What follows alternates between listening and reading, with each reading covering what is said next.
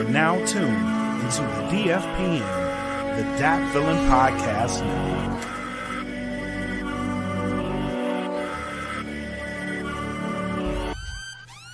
Welcome to the Smoke Pit. It's Friday night, come and take a load off. Come sit in the Smoke Pit, it's time for us to show off. It's been a long week, come relaxing, get some laughs in, and let's talk about these brackets. And while we at it, tell me whose man's is this? Cause I got questions, I'm hoping you can answer it. Get ready, cause you know we gon' talk a lot of shit. It's Mac and Mac, welcome to the Smoke Pit.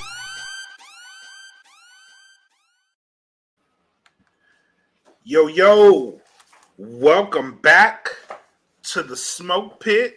If yes, you are sir. seeing these two beautiful faces on your screens, it only means one thing. It is Friday night. The Friday pit, night. yes, the pit is active. The weekend is here. Let your hair down. Sit on your couch if you need to. And let's get the shenanigans going. But before we do that, man, as always, we want to shout out the sponsors. Shout out to the plugs, earbuds. Go to www.gettheplugs.com. Enter in code DFPN10 for a 10% discount. Make sure you guys are subscribing to the Bandcamp. We just got a lot of new music added to the site. If you watch No Gimmicks and you listen to No Gimmicks, I announced on No Gimmicks that I do have new music on the way. Oh. So, yeah. Oh. Yes. I am very excited to share. People are gonna start hitting you up with the Andre 3000 shit. Like, why you got so many singles out here?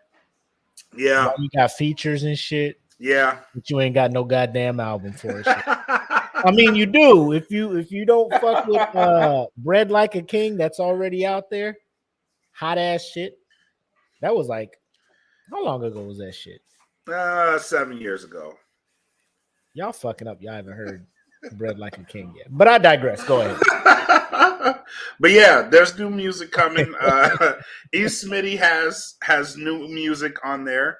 I know there's a lot of new stuff coming, so make sure you guys are tapped in and make sure you guys are on the Bandcamp, man. You can download the whole catalog. $3 to get you in there. It'll get you the entire catalog. You can download it. You can bring it wherever you need it to bring. And there's an app on there the way you can go on. You put it on your phone and tap in that way, man. So thatfeeling.bandcamp.com. Make sure you guys are tapped in. Shout out to the Patreon. We got something special for you guys later in the show, but shout out to the patrons, man. Shout out to the patrons. If you're not a Patreon subscriber, this is the link, patreon.com/thatfeelingpodcast. Make sure you guys are tapping in. Again, as little as $3 a month, man. It gets you so many perks, so many things that we do. We do drawings. We do. I'm gonna reactivate the game night. We're streaming UFC 280 tomorrow night.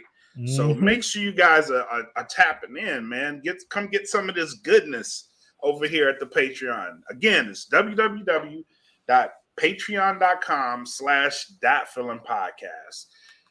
And then also, we do have merch. I'm not rocking it tonight because it's laundry day. And I see you rocking Sam shit. Shout out to Illegal Opinions Podcast, man.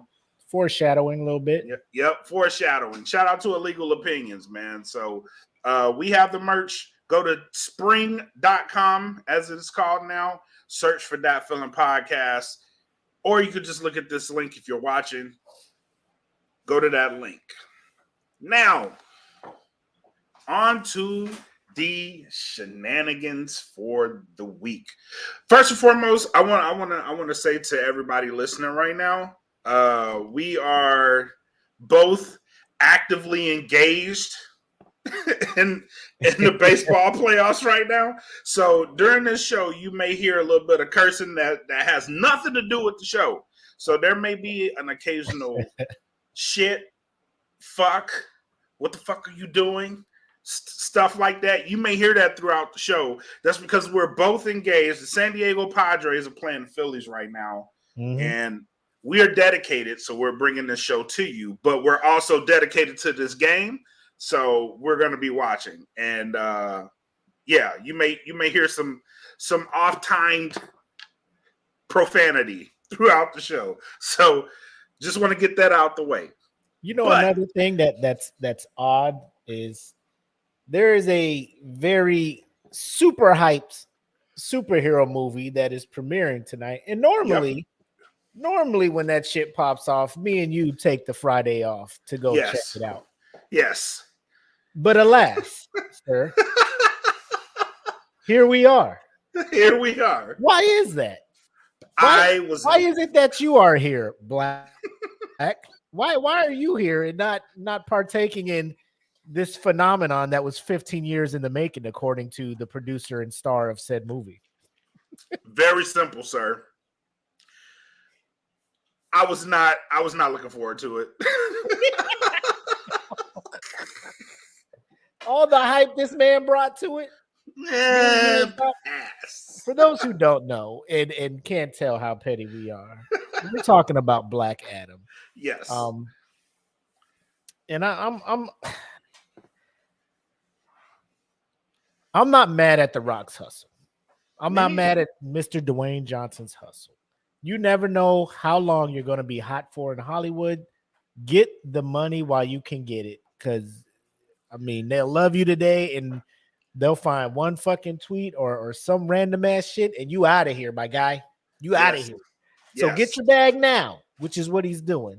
However, I feel he's doing a little bit too much. To me. To me, too. To me. The way he keeps talking about this movie and downplaying people's intelligence, like the one post that got me, it was like, 2 years, or what do you say? Like however many years ago, people didn't know who Black Adam was, and now I'm bringing him to the big screen. I'm like, really? As a person of color, I I don't know all the minority superheroes, but Black Adam is kind of a big deal. You know what I'm talking about? Yeah. He ain't up there with T'Challa and them. Right. He ain't up there with Luke Cage and them. But I mean, motherfuckers knew about Black Adam. Yeah. I mean, I'm not the biggest nerd in the world. Right. Like I fancy in the nerdom. I do. I dabble. Yeah. I dabble in the nerdom. You know what I mean? Like I'm not uber. Oh man, yes, I know that guy. But I know who Black Adam is. You know what I'm saying? Like if I know who Black Adam is, I mean, there's a lot of people just like me. Yes. They know who Black Adam is too. So the fact that you're saying this doesn't compute with me. Like the fact that Shazam was a whole movie. Exactly. 4 years. Like if you know Shazam, you know Black Adam. So you're just like, sooner or later, Black Adam's got to show up, right? Right. Like you brought Shazam. Black Adam has to show up. You can't like having Batman and you don't introduce the Joker. You know what I'm saying? Like, what is happening here? Exactly.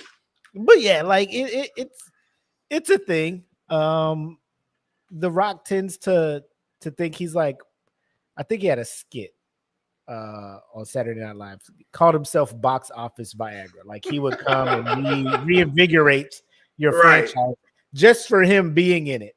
And now apparently he thinks he's the Kevin.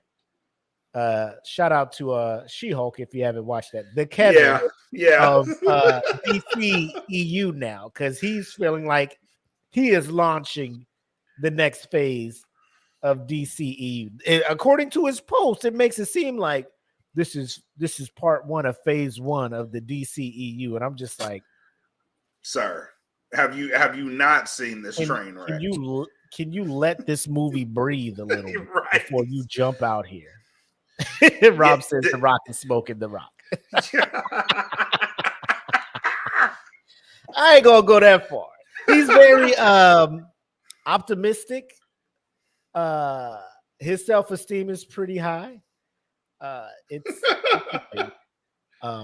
Seeing how it's DC, I'm assuming it'll come out on HBO Max soon. Normally they give Oh, it you like know it is. 45-day thing, like it'll release and then 45 days later. Fuck, he almost had this fucking home run. But See what I mean? See what I mean? but god damn, that shit was close. I was like, fuck yeah. But it's like, my guy, like just put your one movie out. See what it does. See what it Right. does. If you're resetting the DCEU, cool. I don't think you alone, because I feel, I call it a hunch. I don't think The Rock really understands DC Comics. You know what I'm No. saying? I No. don't think he understands how everybody weaves and intertwines and all that other stuff. The only thing I'm interested in seeing is Pierce Bronson playing Dr. Fate. Yeah, me too. Hawkman too. Hawkman, I want to see how they do that. I guess. Hawkman was pretty Fate cool. is just my dude, man. Yeah. Like I for whatever reason, I don't know, man. Like I fucks with Fate, and I feel like Pierce Bronson would do a good job as him. I'm giving him that. I'm giving him the benefit of the doubt. Me But The too. Rock as the main character doing the standard superhero shit, like in the trailer, he's just like when he's flying next to the F-22s or F-35s, whatever they were. Like I've seen that before. I think Iron Yes. Man has an exact fucking scene where he's flying alongside F-22s. the fucking F-22s, but he doesn't blow them the fuck up. But because Black Adam's that fucking badass dude, right? I'm gonna just do that. Yes. Like he knows Black Adam's not a hero, right? He should know this. Like when he fights Shazam, if it happens in his extended universe, I don't know how long he's gonna extend this shit until they meet up. But like you're not forever gonna, you know what I'm saying? You're not gonna be the beloved anti-hero / whatever the fuck you think you are. You know what I'm saying? You're gonna be the bad guy. Yeah, you have to be the bad guy. You just have to be. But I'm not talking about lame ass bad guy like he was in Doom. You know what I'm saying? That was atrocious. Doom? Yes. Yes. This is why I don't trust him as Black Adam. It's because Angela, of Doom. please, we got photos. We have evidence. We'll get to it. Trust. We have evidence. But I'm shaky because he took this on like, I'm gonna resurrect the DCEU, and the DCEU just needs to sit down, get its shit together real quick. You already postponed Aquaman 2 for like another, I don't know how many more months. Yeah. You know. Well, that's because of Amber Heard. Shout out to Amber Heard. You know what I'm saying? You produced and made this Batgirl movie that'll never see the light of day for whatever reason. You know what I'm saying? You got this Flash movie that after the Snyder Cut of Justice League, where I'm just like, oh shit, y'all tapping into Speed Force and all that shit. This could be good. Then your boy done went cult leader status. Hey man, over there DCEU in Hawaii. they had some legal issues, bro. They have to tend to. Talk about it. Ben Affleck and Henry Cavill was just like, man, I'm gonna stay over here and play Geralt. Fuck is going? Yeah, I'm going to Marvel, man. I'm going back to motherfucking Netflix season 2 of The Witcher. Let's get it. You know, yes. What is it? Toss a coin to your whatever the song was that was popping in the first season. But that shit drop in what, December? Season 2 of Witcher. Y'all make sure to check that shit out. But yeah, that's enough for The Rock. I'm pretty sure Saturday Night Nerds when they come back, because they're actually gonna go watch it and come back with a review. So I'll let them go ahead and do that and let me know how it is. Oh, we need Tim Deckard to hit that stream, because I know he's going to watch it. No. Tim. Shout out to Tim. He kind of just chills and waits because he got the young kids at the house, so it's hard finding the babies. So he'll usually wait a while before he'll go check some shit out. But bet I don't know. I mean, DC is riding high after the Batman released in March this year. To me, like I'm just like, okay, but that's not part of the DC EU. No, But the it box, needs to be. That and should that's have what I'm been. saying. Like I saw the Batman, I'm like, I want more of that. The Rock's like, no, Yes. I'm doing a whole Nah, new we DC doing no. EU. Like, That's no, nigga, I want yes. That's movie this. one of phase one. The Batman. Not I this want shit. this. The Batman. I want that over Yeah. there. I don't want this. I don't want this. I want that. You know. But yeah, that Eat the fucking soup. I don't want soup.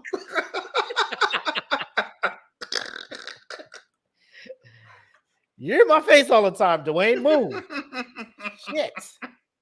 God damn. Rob's in here like Tim is my arch nemesis, the Joker to my Batman. Rob, you can't claim the Batman because you thought it was gonna be a shitty movie in March. So Yeah, he sure did. yeah, you He can't sure claim did. Batman, bro. You off the Batman train. But let's get into the legit topics tonight. Shout out to Angela, the actress Brown. And if you haven't been paying attention to the Smoke Pit, the actress is not just a nickname she threw in between her first and last name. You want to talk about the film? Because you actually saw the film that she was in, Black. Yeah. Jazzman's Blues. It's a wonderful movie, man. Tyler Perry movie. It's a great movie. She was in it.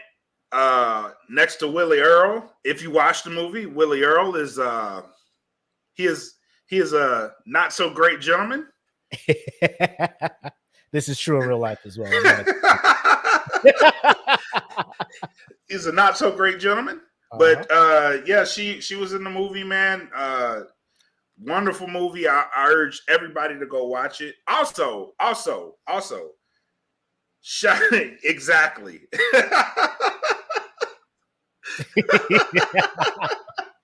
About to make this also picture. Shout out to Angela too for getting that degree. You know what I'm talking about? Yep. Congratulations. She's doing big things. Yeah, she's doing big things. Very, very, very great. Congratulations to you. Yes. Very happy for all of your success. Yes. I don't have my shot glass, but I do have my glass of Crown here. We can take a sip. Get ready for this weekend. Cheers, my guys. Salute all the pitmasters out there. Let's get into the shenanigans. Salute. Yes. Salute. Now let's get it. Fresh off the press, I found out about this topic this afternoon, and I could not wait to talk about it. Because as you can see, as if you know me, I'm follically challenged up here. Got it from my dad's side. It's the messed up part. I look more like my mom. Like my mom's genes visually got me. The hairline part got it from my dad. The rest of my siblings, dad, genes, mom's beautiful family hairline. Like she got an older brother, like 65, still getting fresh edges and shit with the little curls and shit. Good hair. I'm like, man, fuck all y'all. Me and my dad, the only bald ones in the family, bro. Me and my dad, only bald ones in the family. So you can imagine my resentment, if you will, my envy. I'll put it that way, not resentment. Very jealous of people who can do what said man is doing. Ladies and gentlemen, I'm talking about Akon. Nobody want to see us together. That guy. I'm locked up. Steady trying to find a barber to bring my hairline back.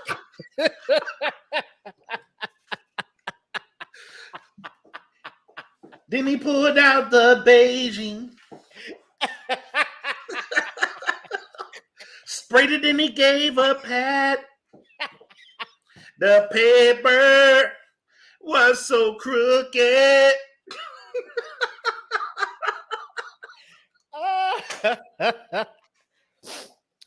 Oh shit. Dude, we should have wrote a fucking song for this song. But let me get into the sharing of the screen of this shit, bro. Because there are many different avenues that have reported this, uh, but I always tend to run to the shade room because they kind of do have to work for me by being kind of petty with the shit that they do, right? Let me go ahead Yes. and fix this fix this layout here. But we will dabble into what the shade room is talking about here. As you can see off rip, Akon got a $7,500 hair transplant in Turkey to achieve this new hairline. And I ain't mad at anybody. LeBron's been fucking around with, transplants and shit. Mm-hmm. He's been doing this thing. But here's a picture of him with the new shit, right? Look at that smile. Visually, Black, how you feeling about this? Hey Is it man. is it done well? Because we have people like a Tory Lanez, you know Mm-hmm. what I'm saying? That fucked around. People like a LeBron James that fucked around with this shit. Um, who are other well-known celebrities that fucked around and was fighting the pushback with technology? Jamie Foxx. Oh my god. This motherfucker had a Let me different. let me not There let me was not one speak point ill in time of where Mr. this motherfucker Fox. was like he, depending on the day of the week, was how his hairline was gonna look. You know what I'm saying? Like his shit would be here with the little mini Steve Harvey, and then his shit Mm-hmm. would be up here. Then it'd be like a wave. I'm just like, Jamie, you just got different scalps. You just took all the scalps from the makeup room from You went in Tyler Perry Studios. What you doing all these goddamn wigs? Hey man, I got the do for the Twister video. You know what I mean? Are you gone? Oh. She said she wants some Marvin Gaye. Hey, can I keep this wig? I guess, Jamie. What you gonna do with it? Don't worry about it. But yeah, I mean, he's happy. He's living his life, right? So he went to Turkey to get this hairstyle, and the thing I want to show you. Here's a quote from him. Or actually, let me just play this video for y'all. This is an interview that he had with who was he talking to? I Bootleg forget what Kev. podcast he was. Oh yeah, Bootleg Kev. So the Shade Room went and put some clips together for us, helping me out so I ain't gotta do it. But here's your boy Akon describing what the fuck's going on. And a half, but like you obviously have hair. Right. Yeah. So Oh no, I went to Turkey. I went to Turkey and got a procedure. was it Because painful? don't forget, in the beginning, my whole front was loose. Oh, we It was know. real thin. Was it painful? Nah, no. It's the painful part is the beginning when they gotta numb you up. That numbing ain't no joke. But they stick a needle like this big, it's nonstop. Like Did they do the graft thing where they take a the piece? graft. There it So is. that's what they did. Yeah, they took the graft. Because it's good. It Oh looks no, like it looks amazing. yeah. I love it. Like Tory Lane should have went to your guy. I told. I said, Tori, you should have came to my man. Shots fired on Tory. But there's more, ladies and gentlemen. Check it out. Was it expensive? No, that's the thing. It's so affordable. It's ridiculous. Yeah. What I was about to say. For what I did, it would have cost me $50,000 here in America. I paid 7,500. That's it. That's it. Are you worried about like paying $7,500 for something so serious when you have the money to do the 50? No, because here they overcharging anything Okay. related to healthcare or any kind of medical procedure. America, I mean, they tag on 10 times. Because I think some people might be like, well, Akon, you're rich. Why not just I'm not, man. I work hard for this money. I don't care. yeah. Now, I do agree with that shit. I do. Yes. Like, I don't care how much money I got. I'm always going If I can find that bitch for cheaper, I'm buying that bitch for cheaper. Well, I'm gonna get these $200 I'm gonna do J's. my research. Yeah, I'm I'm gonna gonna get these. I'm gonna be like, yeah, what are the customers' reviews of this procedure in Turkey before I just go over there and get my shit Exactly. lined the fuck up over there? Hey, why am I buy these $200 J's when I got homies at Osign? Bro, go to the shoe lady. First of all, Hook me as a up. shoe guy. I ain't bro. I will say he ain't in the comments, but Smitty, Calvin Smith, A1. He was the shoe lady's go-to customer. This man be like, I got the Gamma 11s. Like, let me get a look at those. Nah, you just gotta wear them with jeans. Nobody can tell. Smitty, go sit your ass up. You got it. He's like, if you hit up he was like, if you hit up the Osan J lady, you just got to keep wearing jeans and pants with your shit. You no shorts allowed, and you got to wear them at night. I was just like, why you got so many stipulations, my guy? Cause man, they sketchy, bro. They'll hit you with a disproportionate Jordan silhouette on your shoe, and motherfuckers can tell from a distance. Why Jordan leg crooked like that on the back of your shoe, my guy? Why half of Jordan look like fucking Oliver Miller, the other one look like Sean Bradley? What's going on here? But let us continue this interview. So of course, Akon is embracing all the jokes and shit. So apparently, there's a Akon hairline challenge where people are like photoshopping the shit. It's all good. This is the part I want to show y'all. Look what Akon used to have, bro. Y'all see this shit here? Bro, just go bald, my guy. That's what I'm saying. Like, I mean, if you got the money to go from that to this, go ahead, bro. That's not what I'm worried about. What if you want to grow your shit out? Like, how's the growth going to happen here? Don't they actually put like live hair follicles in? Like alive hair follicles in? I think so. But like the portion that you didn't get done, like, is it gonna grow the same way? You know what I mean? Like, feel like I hope he did his research on that shit. Me too. Because like, what if you? I don't want to think that that's like artificial turf and it just stays the same height, the same length, the whole time. You know, like it's just look like Edward Scissorhands cut your hair. And permanent. It's permanent. 1/4. With the grain waves, right, the whole time. Like I feel.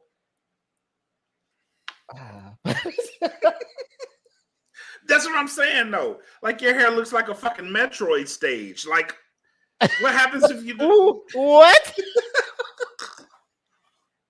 Explain, sir. Like your hair's just growing just different ways. Like, you know what I mean? Like,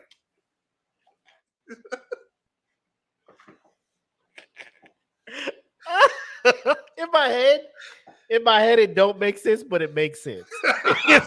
if that makes sense, you know what I mean? Like I'm imagining Metroid and all the fucking like it'll be a lava section in this part of the map, and then it'd be like a jungle section in this part of the map, and then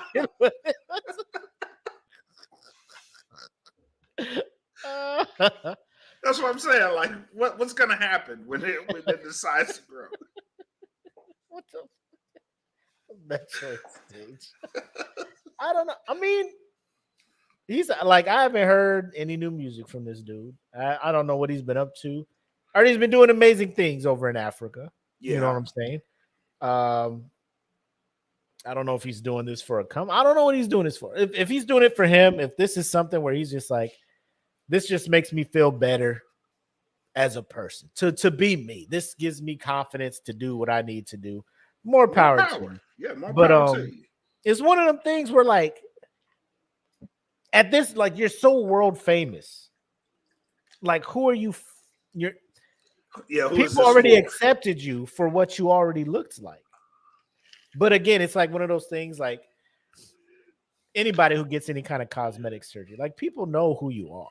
People know you. People hang out with you. You have your friends and stuff. But then you get whatever procedure done and come back. Like, you're not doing it for other people. You're doing it for yourself. So if he wakes up and he's just like, now I'm final form Akon. Now I'm perfect cell.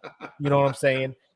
I absorbed all the other androids. You know what I'm saying? So that's how he's feeling right now. It's cool. it's cool. But again, I'm coming back to oh man, I went too far. I'm coming back to this shit where I'm just like, bro, people was just cool with you just going bald, bro. Like Yeah, that's bro, just like it's you are who gotta- you are. you don't You know gotta what I fight. mean? No, I say that because if I ever get the money to just be like, I can go. Granted, I would not want to.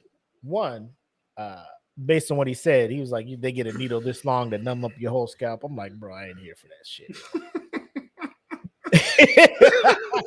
My fear of needles, like there's a like, you know, I get tattoos and shit. You know, the needles like this. You know, like I've been jabbed with needles. Yeah, Countless times. I'm in the military, right? So right. it's you got it. You it is what it is. But when people describe the length of a needle, I got a spinal tap one time because they was trying to test me for meningitis. Mm-hmm. Them motherfucker brought out the fucking kit, Oh, that yeah. drained the spinal fluid. That motherfucking needle was. I was like, that's what y'all gonna use. Y'all Yeah. gonna use that right there? I don't want it. There's no other way. You just can't cut my back and drain the shit out like an oil change. You gotta put that in me, and that shit hurt like a bitch, bro. But like if I see the needle, I'm like, I can't fuck with it, shit. You know, you gotta surprise me. You gotta blindfold me. Be like, yo, we just gonna numb you up. Make me think that it's a regular size needle. Don't be bringing out this motherfucking. You know what I'm saying? With any needle, I go to my happy place. Needles. Well, they were like my biggest fear. Right now, I just go to my happy place, and I'm just like, fuck is your happy place? Huh? Fuck is your happy place? What do? You just close your eyes and think about something else, or what? Rosario Dawson. Any particular role or just Rosario and He Got Game? Low key, I'd be like Rosario as Ahsoka. I'm weird, though. Yeah. High key. I'm a weird ass dude, though, man.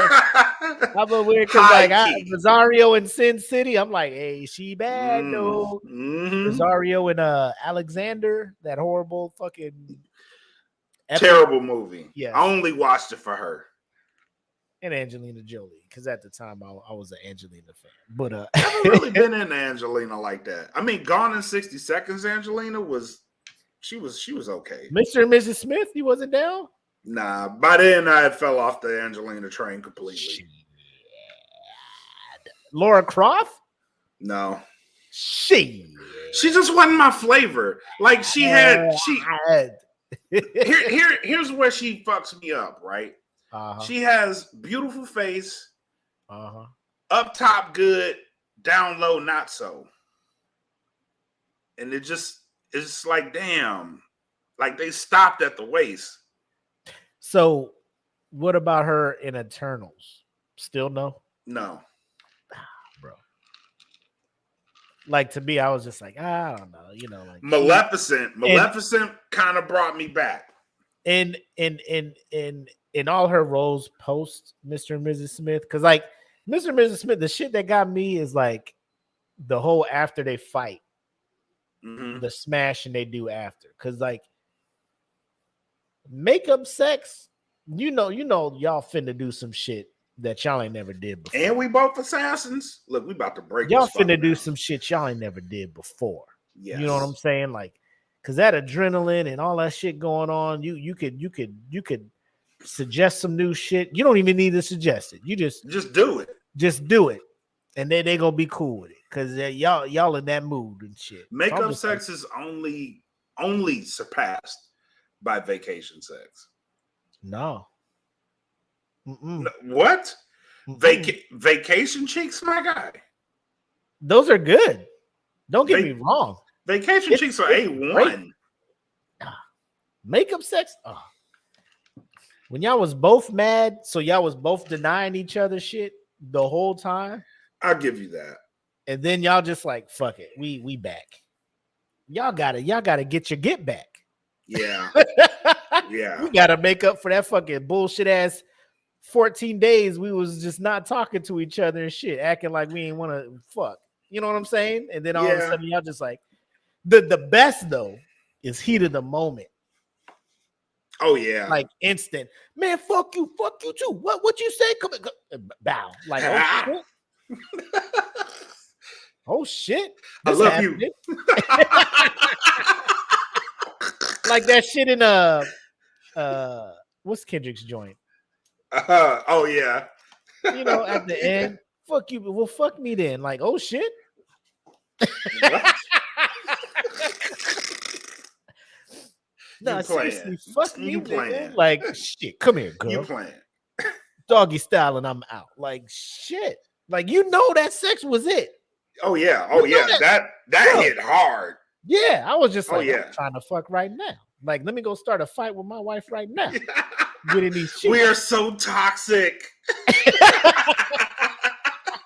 Just get in the house, man. Fuck you. What the hell is wrong with you? Nah, shut up, bitch. Shut up. The But fuck up. but I value my life, so I just don't Yeah. start shit like that. You know what I'm Me saying? neither. I would have to sleep with an eye open. Yeah, because yeah. I'm not gonna say she gonna hurt me. I'm just saying she'll do some slick shit like I go to sleep, wake up, and like ain't nobody in the house. You know, Ain't that some like, shit? I had like that shit clothes are happen to me, gone too. and shit. I'm just like, where the fuck my family went? Nah, we out. Right? I've had some similar shit like that happen. Like argument, and all of a sudden my alarm don't wake up and I'm late for work. You know what I mean? Like little shit like that. What's happening? Well, why the fuck am Going I around 30 here? minutes late for work? I always set my alarm. No, the fuck you didn't. Oh. Oh. I see what you did. Well played. Well played. Let's move to this next topic. This next topic's a little bit more serious. We'll be looking for a little bit more input from some of you guys. But Feel I free to hit them feel, comments. Rob Gibbons. Shout out to Rob. Yep. So he posted a post about Earthquake, the comedian Earthquake, not a real serious fucking earthquake, right? Or a stripper. If I don't know where y'all go, but if y'all know a motherfucker named Earthquake and it ain't the comedian, this ain't the motherfucker we talking about. All right. What the fuck? Yo. But Yo, if y'all spot an earthquake in the strip club, call me. I want to be there to witness it. she over at the Matador. No. The Matador is where they be at. That's like the that is a new that's like commandment. the single A minor league. Yeah. You're working your way up through strip clubs. That ain't even Facts. double A. That ain't even triple A. That ain't even G League. That is, Nope. hey, you right out of high school. We need to make sure you got it before we send you up to these Yeah. other joints, man. We got to see what you're doing. You We got to work on located right out the back gate Yep. of the base. Work In on the your cut. craft here. Yeah. In the cut. Ain't on the main road. Dirt You got to drive road. through the woods a little bit to Yep. get here. You know what I'm saying? But, Dirt road. Perfect your craft out here, my guy. You don't Shout out even to need Pitmaster. gold dollars. Pitmaster Josh Coley, man. He the one that told me about. I was there Me too. for I was there for about a year before I knew a strip club was right outside the gate, right there, Me too. bro. I didn't know that's where everybody congregated either. And I'm like, why the Why fuck the whole y'all- squadron here? Yeah, why the fuck does everybody come here? Everybody? Look, is that Bucky? The hell is this place? Is that Cisco? The fuck is going on here? The fuck is The this? hell? Duggan? Why she got a band-aid on? She Bro. pregnant? Fuck. Gotta get it. Anyway, so Earthquake apparently is I don't want to say he's in hot water or anything. So Earthquake, I'll just do this. I'll just play the clip. And then we'll discuss. Yes, and then we'll discuss. But bottom line up front, he was paying child support. He was overpaying the child support to pay it off early. Right. And the mother of his child was not a fan of it because apparently she was using the child support payments from Earthquake as her day to day means to get by from how she is explaining it.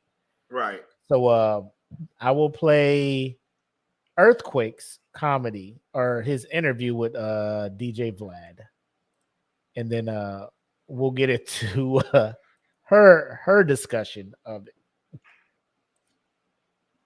I look at any times that I have that I can look at it pain. The common denominator is me and a woman. Your ex-wife Robin Goings. Yes. She actually did an interview on Comedy Hype. Yes. You saw it? Oh yes, I did. I posted it on my site. Oh, you actually posted it yourself? Yeah, Okay. because my attitude was I never watched it, but I posted because I didn't have to watch it because I know what happened. And me and her has a different philosophy of what my responsibility to her is. And mine is once I divorced you, my only responsibility is to take care of my son and not take care of you. Your situation and your independence and your survival, you're responsible for. But when you become to a one percenter, the money that you give, some women use that money for their standard of living. And that's where there's a disconnect because it ain't your standard of living. And I just want the record to show, every financial responsibility for my children, I take on that. Mhm. None of my mothers of my kids has never been a financial liability to them. When it's come to financial, I'm the only parent. When it comes to any other decision, we co-parent. Mm. But when it comes to their financial needs with anyone, from cars, school, relocation, family trips, I bear that responsibility and I welcome it. But when they turn 18, me and my child has that report of that financial responsibility, and I don't need a moderator to send it to any of them for you to distribute that money to my child. Mm. So I mean, listening to him in that interview, I see nothing wrong, sir. Facts. I see nothing wrong. He spit straight facts. Now, here's part two, which is the interview that his ex-wife had on the Comedy Hype network that you could probably check out on YouTube. But I just came here because it's short and sweet. So here is his ex-wife and mother of his child giving her side of the story. What made you want to come out now with kind of like get these stories out? Because it's like I'm tired of suffering in silence. You know, like now I got a message from him like right before Thanksgiving. Okay. He was like saying, you know, I'm over in my child support and I'm done with my financial obligations. So he was paying less than $3,500, paying $114 over on his child support. So now he's like, I'm done. So now I feel like my son and I are right back in the beginning when we started off, like homeless. Where are we gonna live? How am I going to get my son through high school and through college and trying to figure out how to support him, you know, still be the mom and, you know, figure it all out with no roof possibly. What do you want to see from Quake? Like, what is your, like, if he's watching this, what are you trying to communicate to him? Well, I would hope that he would continue to be the dad that he's been. I would hope that he wouldn't just leave his son out there homeless. And I would hope that he would continue to be a good father to our son. Work you don't eat. Right. You have a young lady, which she is, and you know that if I mess around and get sick, I will not make money to pay her. So my thing is, let me put some extra to it so I build up some working capital. So in case I get sick, I have payments I already paid. Thanks to the good Lord, I never got sick. So those 15 years of extra payments accumulated to 6 months early of me paying. So I say a joke. My son is 17, but in child support years, he's 18. Right. So if women want a man to pay the rears for the money she didn't get, then if you've been paid overages, you can't keep that too. You can't have it both ways. And if you spend it, and because you spend it, now it results in you not able to sustain your standard of living, how is it my fault? What made you want to come out now with kind of like get these Bam. stories out? All right. Black. We've had them comments. We've been reading the comments in there. We've seen what the people been saying. Yep. Floor is yours, bro. What is your outlook on this whole situation here? If Earthquake paid those payments, which he explained why he paid those payments. So in the event that he couldn't work to get the money, he was paying over, right? And he did this for 15 years. Mm-hmm.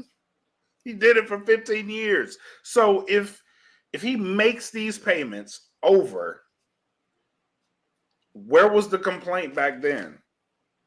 He's paying over. Right. Because there is no complaint. No. Because you got that extra bump in that check that's coming to you. There was no complaint back then. Now that he's paid it off early, she's complaining. Like, well, he doesn't have to pay anymore because he paid over, and I don't know what I'm going to do for 6 months. Mm-hmm. But there was a comment that came up in here. If she can't afford to take care of the child, send them to the parent that can. I wholeheartedly agree with that. Maybe it's time to... I think that's a no-brainer. Yeah. Like, if she's sitting there like, we finna be homeless and stuff, sound like the minor needs to go and stay with the dad then. Yeah, because he's financially able. Right. He's financially able to take care of the child. Let's go! Woo! There it is. I haven't been watching, but there it is. There it is. That is tied up in here. 1-1. Padres 1, Phillies 1. All right, let's go. Let's go, Padres. Let's go. Let's go. 2 outs, top of the 4th. Padres tied it up. Let's go. That's what's up. That's what's anyway, up. Back to what you were saying. Back to the serious stuff. But what I was saying is I agree with the statement that if she can't afford to take care of him, it's time to petition the court at this point. It's 6 months, and once he's 18, and I believe whatever state they're in, I think after a certain age, a child can choose whatever parent they want to be with anyway.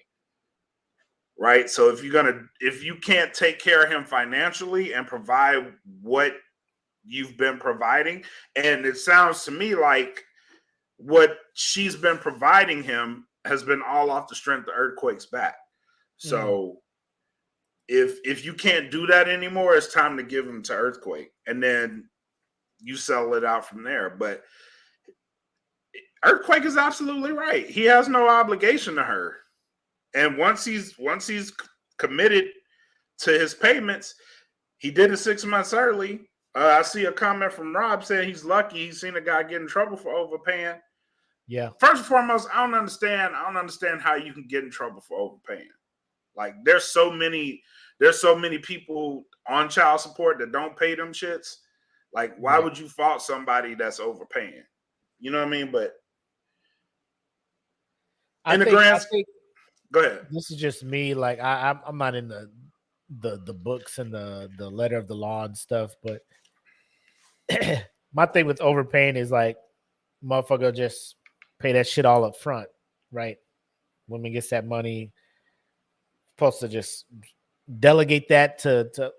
In my mind, this is what I'm thinking. Child support is all dedicated to providing that child with whatever that child needs. Right.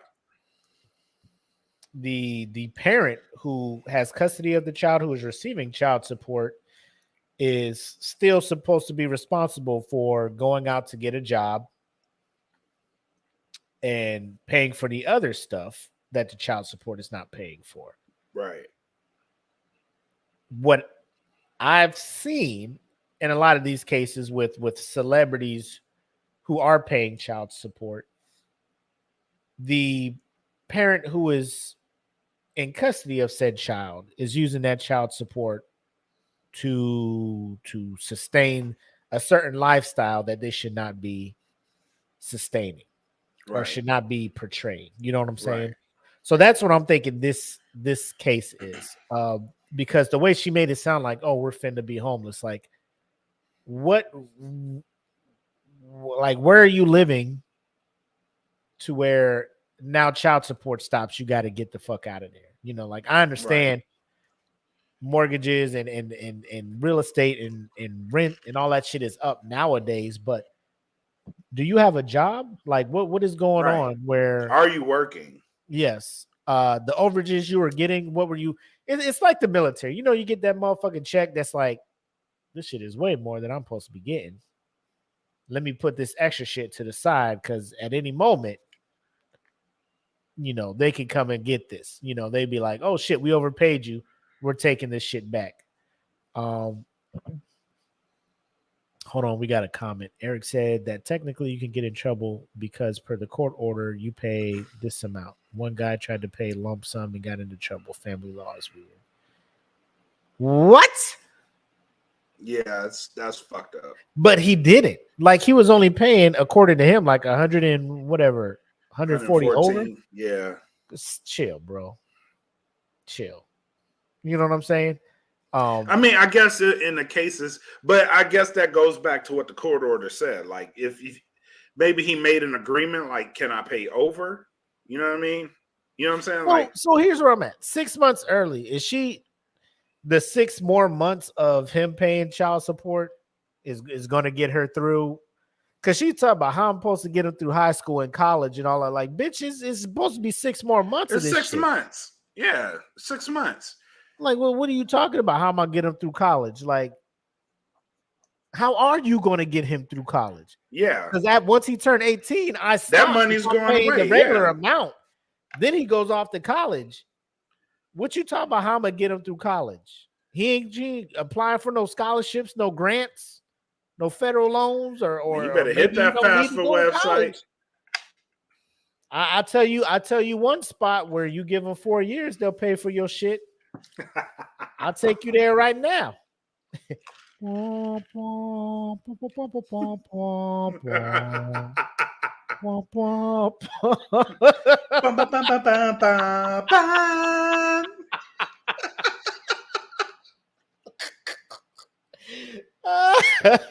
Sign up now. That's how you get him through college, ma'am. If he ain't going for them scholarships and them grants, that's where you go. But again, this is one of those things where you look at it. I have not seen a situation where the roles are reversed. You know, but I know they're out there. I know there are relationship situations where the woman's off getting the money and paying the child support to the man who is primary custody of the kids. But I don't see situations like this where it's high. I say high vis. Like, I'm not saying Earthquake is an A-list celebrity, but it's one of those things where it's like this kind of feeds into the stereotype that, like, what were you doing with this child support? Like, what is your status of living? What's your quality of life right now? Let me see the house that you're in right now. Let me see. Let me see everything. Like, I don't know if the court looks at that and be like, well, this man has been paying you for, you know, this many years. He's been paying you over, for this many and he's years. been giving you like an extra over 115. Like you weren't reporting that to the court before. You weren't being like, hey, he's paying over. This shit is against the fucking thing. You was just taking that shit and running with it, right? I think every 5 years the case should be revisited anyway. And that's simply for the fact that prices for everything goes up. You know what I mean? Like, you can't be paying like fucking 2007's child support in 22. Bro, you see these comments? Rob is in here saying, so if the child goes to college, the parent can petition for the child support to keep going till they're 23, 24. Yeah, that's probably what she's looking for. fuck? Out of here. That's He's a probably grown what ass man at that point. Yeah, but at 18, what I would say, and if he did pay it off early, what I would do is exactly what he said. Like at 18, like my financial obligation is to him and not He her. can come to me for the college Yeah, shit. he can come. I Yeah, ain't gotta pay I'll you pay no that more. bitch in full right the Right. fuck now. Yeah. You know what I mean? But And I mean, I'm hoping he could go to court to talk about this shit right. with the judge. Be like, if she out here like, how I'm supposed to pay for college? Your Honor, let me talk to my kid. I'd have no other financial obligation to her. I'm here to Like if support my him. kid wants to go to college, I'm here to support him now. Yeah, You I'll on pay your for own. You're a college. grown ass woman. Yeah, yeah. He's 18. He want to go to college. I'm gonna pay for it outright in full. Money's in my account right now. I'll show you how much is in there. I'll pay it.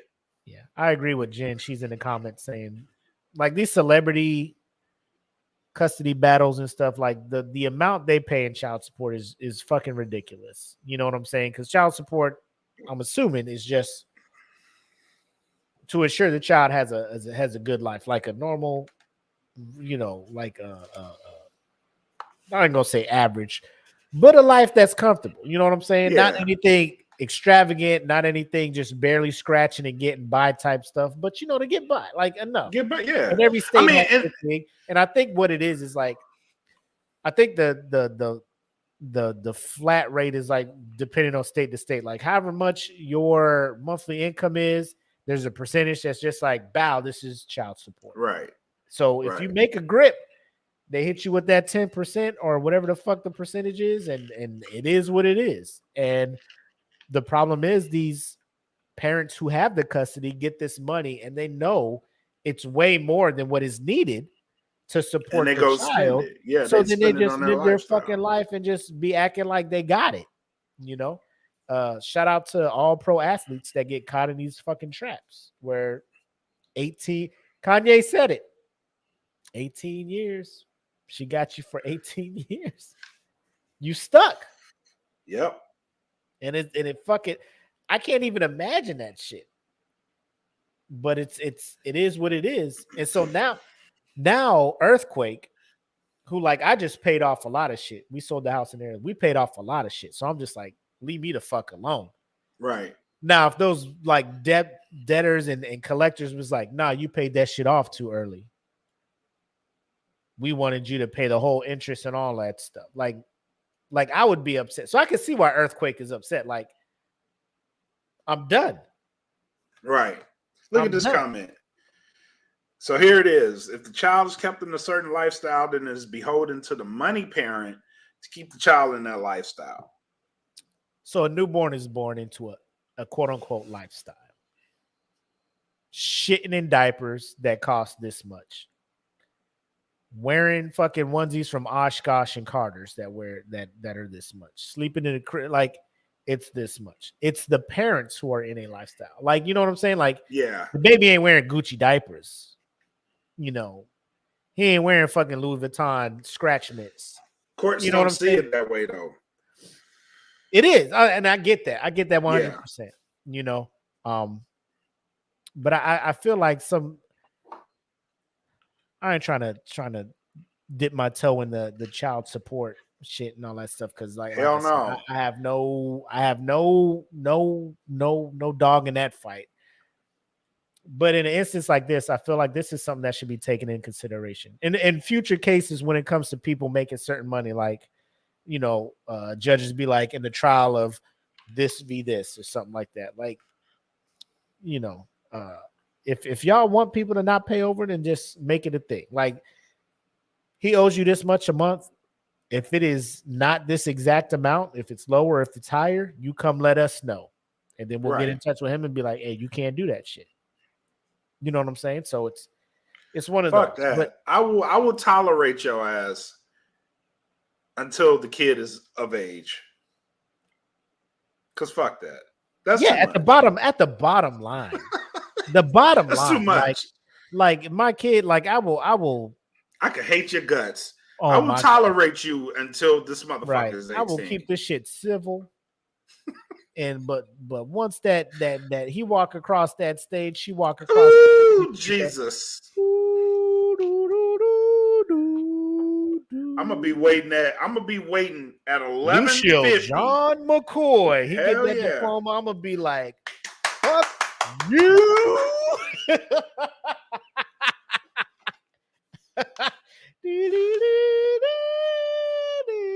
I hate you. Yeah, I'm out. Can't take this shit no more. If you're going to college, hit me up, son. Love you. Yeah, love you, man. I love you, man.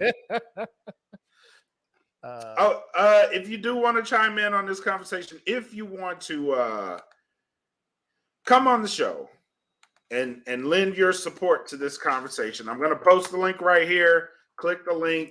It lets you in, and you'll have a voice.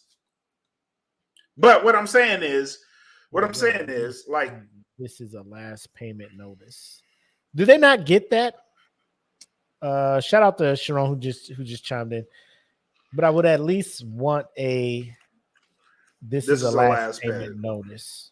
Or at least, like, do they not get that? Is there not a thing like the being like financial obligation is complete? The child support, I know this. The child support office sends out like notices periodically. You know what I mean? Like if the payments are on time or late, they do send these notices out. So I would expect like mail to come and tell you like where they are. Are you not tracking this? Like I feel like this is something you should be tracking. You know, like if I went to a whole court thing and had a ruling and there's a financial thing set up and I know you're supposed to send this many checks for this many months. Am I not tracking this? Am I just depending on all of a sudden be like, oh shit. Well, where's my check? They're like, oh my God. Like that is something like, and I'm just built different. I don't know. Like I would feel, God forbid, situation happened with me and my wife. We move on. For some reason, you know, she's paying the child support. Like I'm tracking shit like that. You know what I'm saying? Like it's one of those where I'm not trying to get, you know, caught off guard with some shit and be depending on that check for survival. You know what I'm saying? You know what like, I mean? Yeah. You got to be in the mindset of worst case scenario that check don't come. Like you split. You thinking he's a ain't shit dude or whatnot, or there's a reason y'all don't get along. You gotta have something just in case that shit don't come through. Right. You can't just be 100% dependent on that. And I get sometimes not everybody's in that financial situation to be able to do that. But at the same time, you have to have the mindset of I have to have a way to get by, make it month to month with if this check don't, like if you ain't supposed to make it through the whole year. Because I know people in the situation where like people, baby daddies are fucking months delinquent with their shit. You know what I'm saying? Right. Earthquake don't seem like, according to this story and what she's saying, he ain't that dude. But it's one of those Earthquake things. Say I'm on top of all this shit, bro. And in comedy too, you don't know, like we were talking about with The Rock, you don't know how long you finna be hot. So why you getting the checks? Exactly. I'm sending you a little extra because there may be times like pandemic come through, ain't a whole lot of stand up going on. Like I ain't getting the checks I'm used to getting.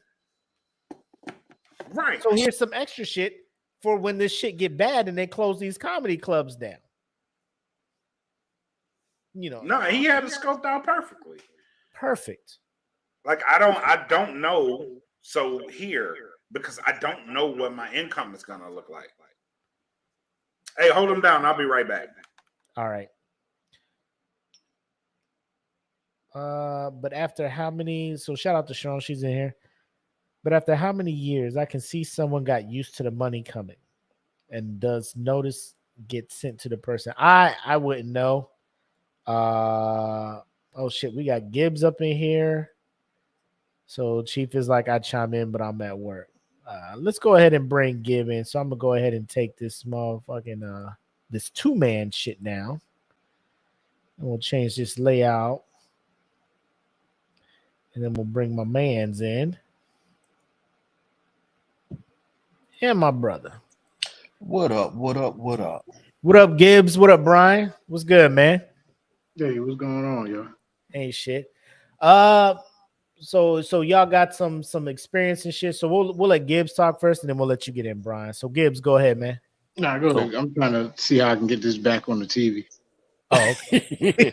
so so my joint was kind of crazy. All right. Uh-huh. Um, I knew 2012ish. I was getting a divorce. My stuff started going down in 2013.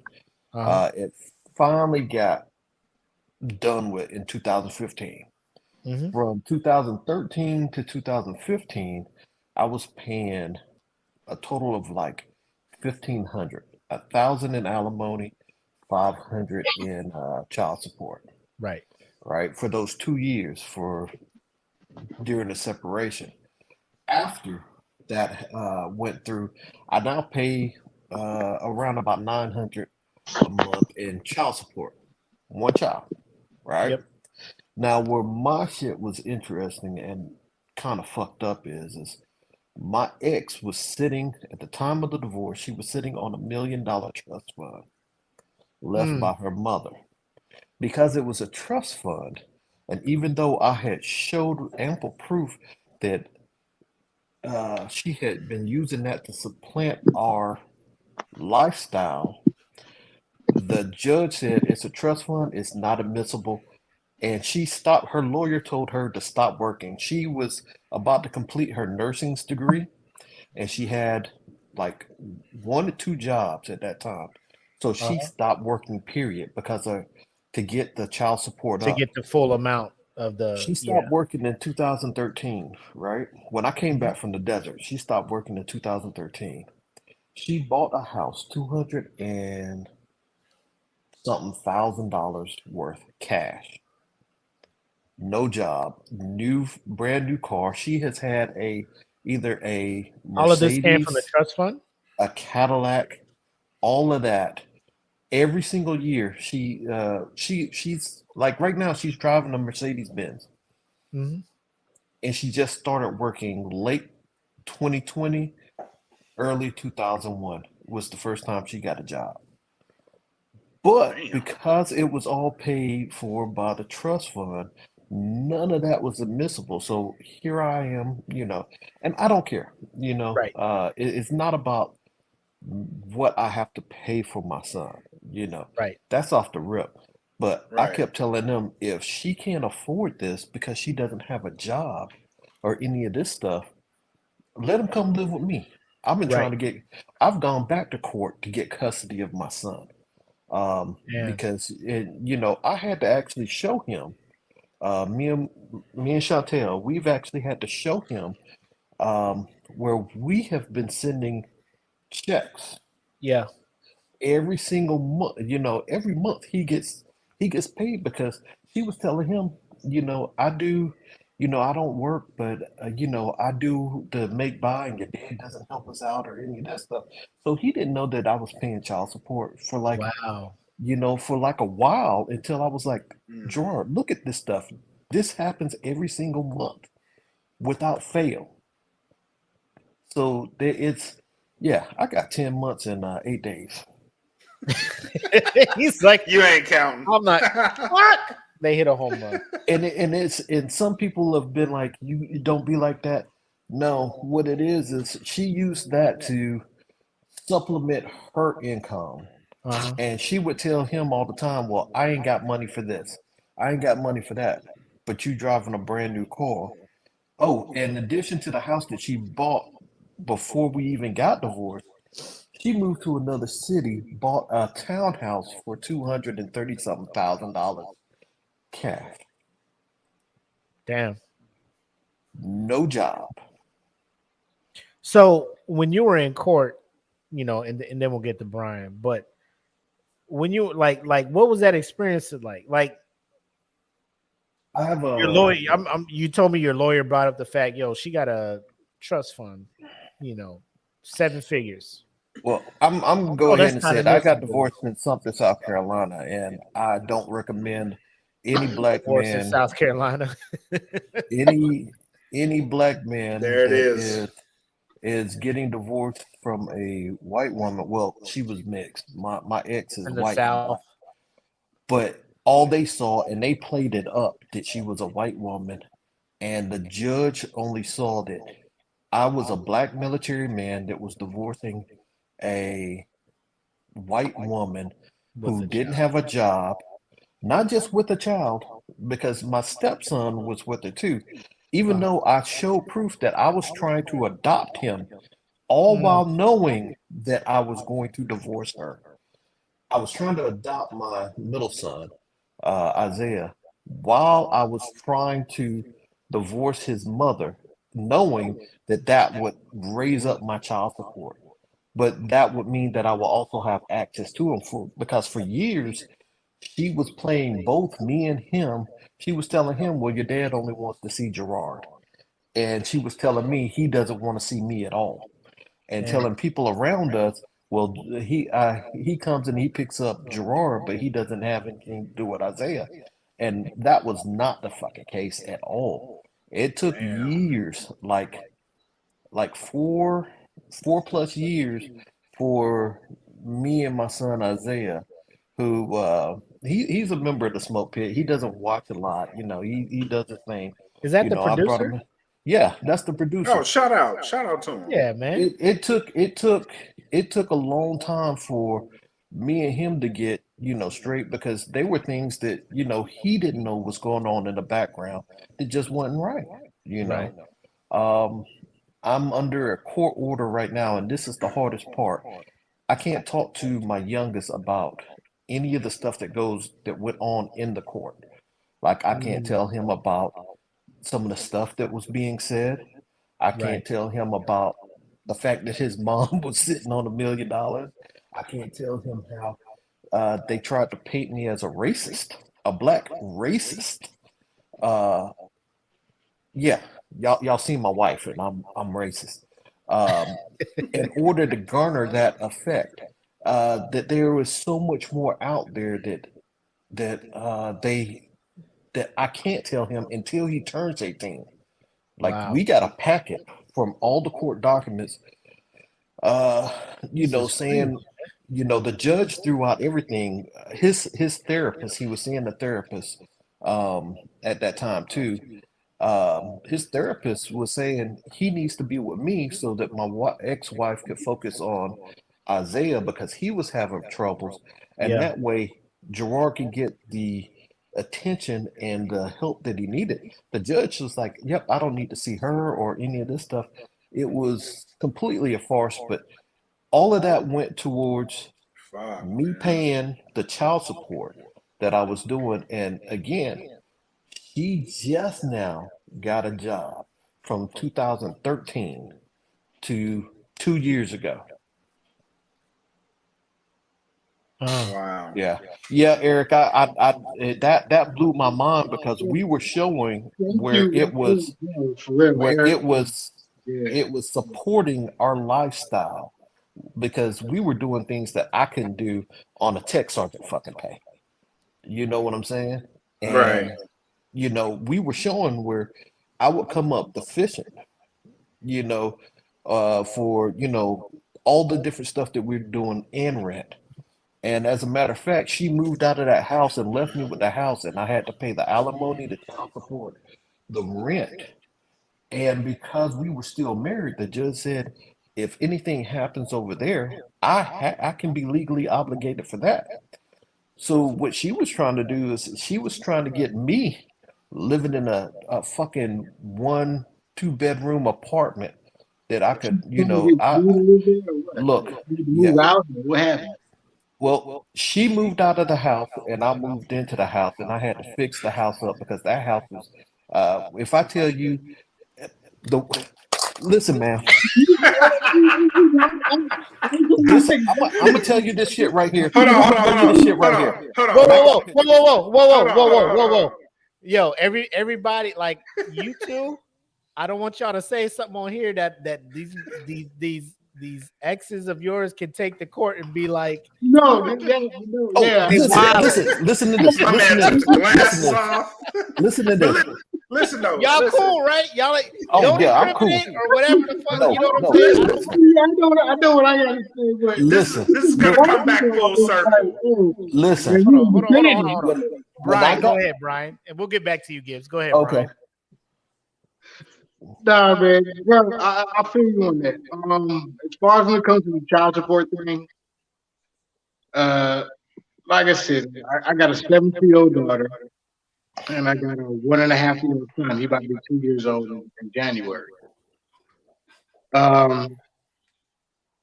But as far, like I said, as far as it comes to the child support thing, it's well in Virginia, the state of Virginia,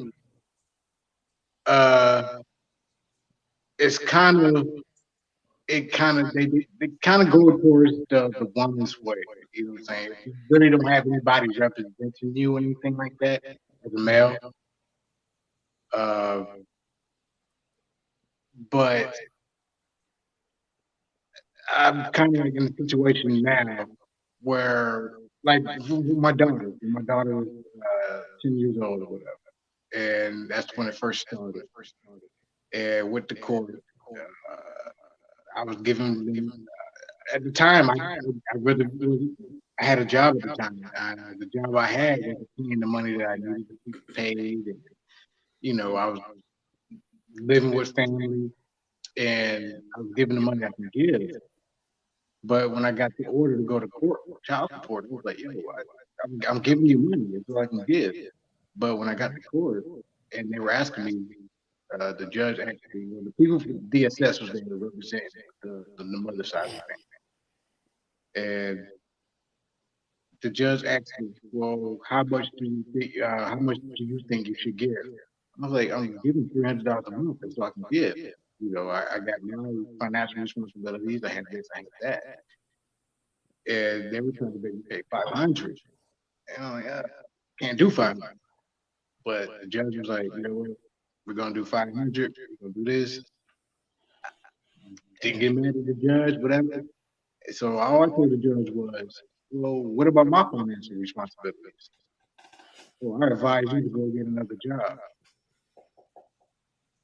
I was so pissed off. I kind of wanted to grab a chair and throw it at the judge, like. I'm mad. Yeah. Now I gotta go do this. They really don't take in consideration. They don't give two They fucks. look at your income and be like, transactions and everything, right? Yeah. They So don't you're give a shit. providing paperwork. This is my budget. This is He what didn't I'm even already pay paying. any of it. That's what I'm saying. I had it. I had all the paperwork. I have this. He's like, I'm not looking at that. I'm like, wow, is this real? I'm on TV right now. What's happening? I'm like, yo, I have it. Am I on TV? I just want to let you two both know that if anything happens with me and my wife, I'm taking this shit to the face, bro. Like, we ain't separating. No, but one thing I do want to say though is, anybody out there listening right now, whatever. I mean, I saw the comments and stuff like that, but daycare, that's one of the things they'll use to get more child support from you. Right now, I'm going through a situation right now where it's like he's trying to use daycare situation to get more money out of my pocket. So let me ask y'all both this in both your situations. With Gibbs, you kind of told us the X wasn't working, just started working. Right. Brian, not sure your X working or not.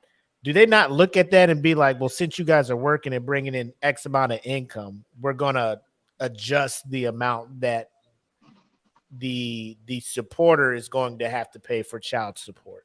No, they do that. It's dumb. I'm talking about Virginia. I don't know about other states. I'm just talking about Virginia. But Virginia, they have like a formula that they set up. Mom, how much you make? Dad, how much you make?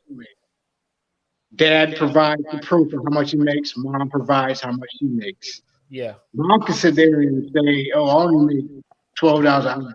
I can go in there and be like, "Oh, I only make $10 an hour." So it depends on the judge. If the judge like, no, I need more, I need more paperwork. I need to see it. Because I can go to court and lie like, oh, I only make $10 an hour, and the judge will put that in there and this and that, and that's how child support is made. But it goes in the order of whoever makes the money. If I make more money than the mother, then yes, I'm gonna pay more child support. Yeah. If the mother makes more money than me, then I'm paid less child support. What you have to say, Gibbs? Look, they've actually told me that okay, you can go and have it adjusted because she got a job, right? Yeah. There was some stuff that I learned that she was doing, getting paid, like she was doing the sex parties and the candles and the Mary Kay and that sort of stuff, right? Hold up. But Hold hold up. on, yeah. What? Yeah, she was doing not like she was going out fucking people, but she was selling the Okay. toys. She was selling toys. Okay. Now, I'm glad you clarified this. I had so the sex toy parties and all that stuff. right. But Oh, in order to take her to get my child support adjusted for that, I would have to go back to court and pay money, and which I've done The legal fees of all that, twice. yeah. Once went back to court once, and yeah. man, I'll go to one of them fun parties and buy some shit and take that shit right to court. Look, Boost her income and be like, I know you're making money, girl. I know, look, look, the- Your Still Honor, from you. exhibit when I tell you, it is so fucking crazy that I would have to spend more money. In my opinion, I think it's me. I'm not a big fan of child support. I'm not. I'm not a big fan of it. I understand the purpose of it. Don't get me wrong. It's a purpose for it. But if the father or mother or whatever is doing what they're supposed to do for the child, there is no need for the court system to be involved in financial situations with the child. You know, but you have people out there that's like, we got cash, we got cash. I'm gonna get it. I'm gonna do what I gotta do. And I feel like that's the situation I'm in right now. You know what I I'm saying? think it's just it just comes down to the motherfuckers who haven't been paying child support. Why? Right. You know what I'm saying? The people who don't step up and provide for their children. That's what I'm saying. That's Why the purpose some of for the it. state laws and some of the judges lean and rule the way they do because they feel and this is just me making an assumption. I don't know if I don't have the facts to back it up, but like you said, Rob, I think some of the judges, depending on how they look at the defendant or the father and be like, black man, statistically, y'all don't be doing y'all shit. Mm-hmm. I'm gonna just. He probably looked at Rob and be like, "I sense niggered him." Look. White My woman lawyer too? told me. White woman My lawyer too? told me. Oh man. Yeah. My lawyer told me. He said, "Hey, settle down." Because Fuck you mean I settle was. down? Hey, look. And you could visually see it on my face. Some of the stuff that was going on and was being said in that courtroom, and I'm sitting up here Do going, you have a lawyer? You ain't gonna What? object? Do you have a you ain't lawyer? gonna stand up and say No, objection? Rob, do you have a lawyer? "Yeah, I had a lawyer." You That have lawyer wasn't shit. Yeah. Now, no. What's funny is my lawyer actually made it to where a lot of the stuff that she wanted, she didn't get. She got actually less than what she was trying to get. My lawyer helped me the fuck out. Okay. But yet and still, against the judge that only saw me as a black dude in the military and all this stuff. Look, That's some shit. here's the truth Uh-huh. that I didn't tell anybody this. My ex wanted me to sell the house as it was, which I would have taken I would have been upside down on it. I would have still been making payments even if I sold it. So Damn. yes, it was that bad because it was it was in both of our house name. She was like, I don't want any equity. There was no equity in the house at the time. If I would have sold it as it is, because of how trashed it was and how fucked up it was, everything else. So I'm paying So I'm paying, what was it? For alimony and child support, 1600 plus my mortgage and 1600 and the electricity and all that stuff. You got to make When you and them function. hold on, when I tell you guys this, there was a few times that I almost got caught, but there were times that I was playing the electricity game where in order to pay my child support and alimony, so I didn't go to fucking jail. Sometimes there was a lapse and my electricity was off for like a week or so. And what I would do is legit, I would go to the station, to the unit, and sleep at the unit. she got told she turned the electricity. I did. I would shower at the unit. The judge knew this, or was this brought No, up the to the judge judge? didn't know this. Man, I wasn't telling nobody this. People at work didn't know I was doing it because they would be like, "Damn, Gibbs, you here?" The judge knew exactly what I could afford. He had all of my details as to what was coming out and what he was asking. And her lawyer's thing was he could sell the house. While she just bought and renovated this new 200 and something thousand house, in which I would be forced to live in a, one bedroom gutter snipe apartment there in Sumter, South Carolina, so that she can show, hey, your dad ain't living like shit, and we living the good life. That was her goal. When I tell you this house was fucked up, listen, dude, one of the most fucked up things I've ever seen is I opened the stove. All of the grills and grates in the stove was taken out, and there was a fucking fruitcake left in the bottom of the stove. The fuck is a fruitcake doing in the bottom of the goddamn stove? Man, Trash in the bathroom, I want to all say, this stuff. I had to do some structural shit. I had to get some termite stuff, the roof done, all of this shit done while paying alimony and child support for 2 years. I just want Fuck to say, that. the stories and the experiences that both you and Brian have shared is like I appreciate it because that is some hard stuff, the hard times that y'all have been through, especially Honestly, when it bro. comes to like it's your children, Yeah. it should be a understanding between both parents, like I'm gonna do my part to ensure our child is not needing anything. And But right, then the not to cut legal you off. aspect gets involved, and then it's like this shouldn't need to happen because I'm doing what I can to ensure our Exactly. child never needs anything. And then for an objective third party to come in and be like, I don't think you're doing enough. This is what you need to give.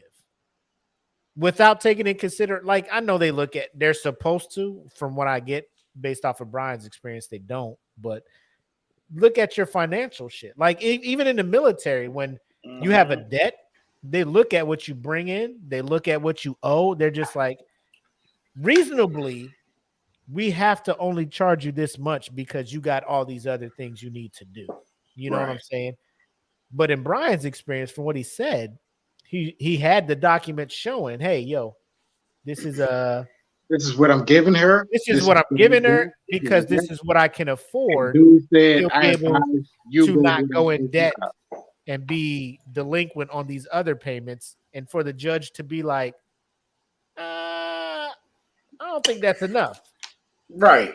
I That's feel some you bull. should just get another job, like because you were also going to school full time. You was using the GI Bill, right? Were they looking for you to use the GI Bill? Yeah, at the time I was going to IT Tech. I was going to in my associates in system administrator.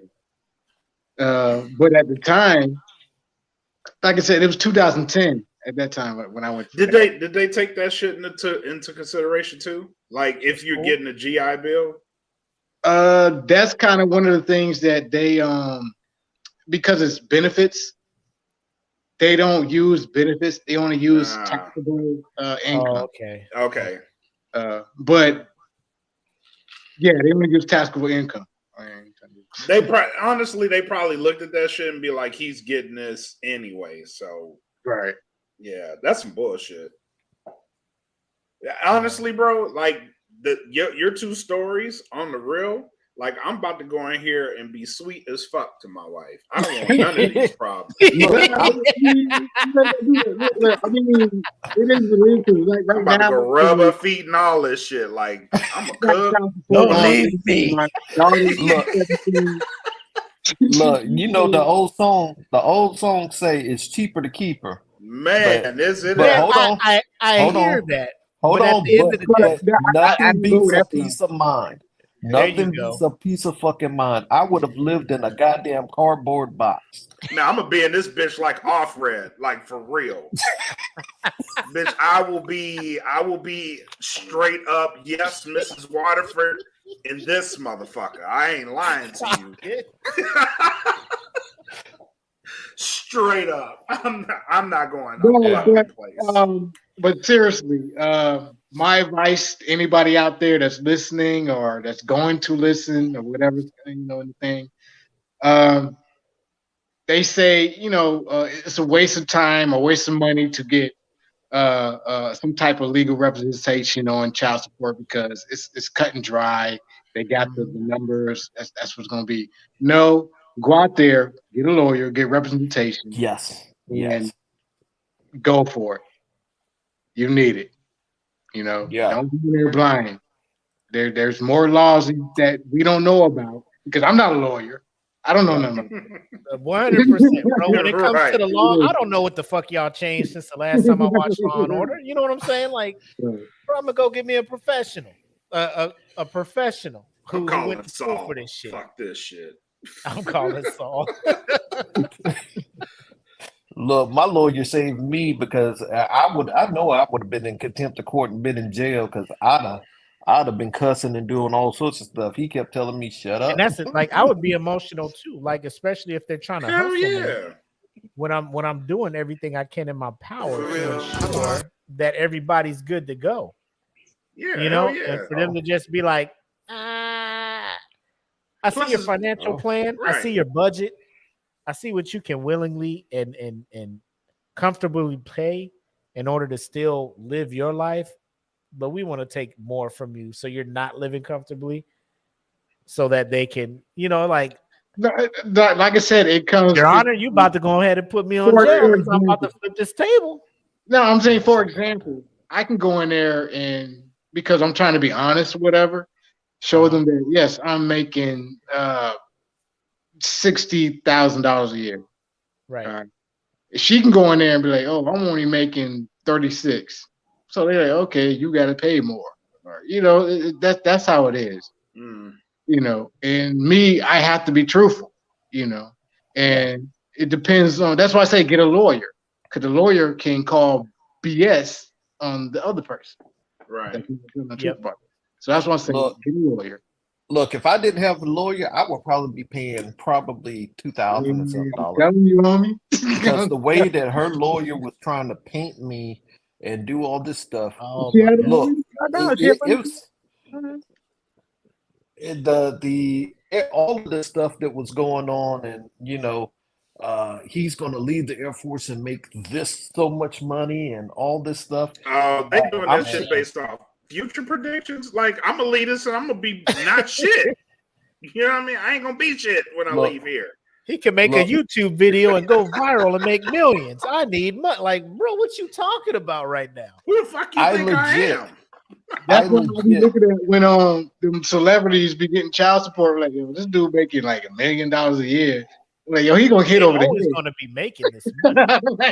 Like he's not always gonna be this hot. Which is it brings me to. So let me ask you guys. You heard us talking about Earthquake and him paying the extra and stuff like that because as a stand-up comedian, the pandemic's going on, or he don't know how long he's going to be hot, who's going to hire him. Because as a comedian, you're dependent on clubs to hit you up. Right. Clubs ain't always going to be lined up to hit you up. So when you get your money, you got to pay what you can now. So he was paying the 114 whatever over And based on what EJ has been saying and what Jen's been saying, sometimes courts are very strict. Like, this is the amount you have to pay a month. If you go over, if you go under, it's going to be problems. He was going over. She wasn't reporting it. She wasn't doing any of that stuff. She was just taking it like, oh shit, this is bonus, not knowing he was paying over and keeping track of that to be like, bam, I'm done 6 months early. What do you look at? And I'm feeling like I already know the answer about this. Y'all looking at Earthquake like he did something wrong or not, or is it more on the mother of his child that kind of dropped the ball on this? And we'll start with man Rob. is a goddamn genius. Fuck yes. That's what I'm saying. No, but I'm very curious. I was like, because when I looked at the first time for my daughter with child support, and I kind of calculated, all right, this is how much you want me to pay. She's 10 years old right now. So if I was to give you $50,000 right now, can this go away? Good. That's what it is, And I look at this like, oh, you can't do that. Like, why I can't do that? That's how much it is. You know what I'm saying? Is it because of inflation? They're trying to project like you give them 50,000 now, but I don't know.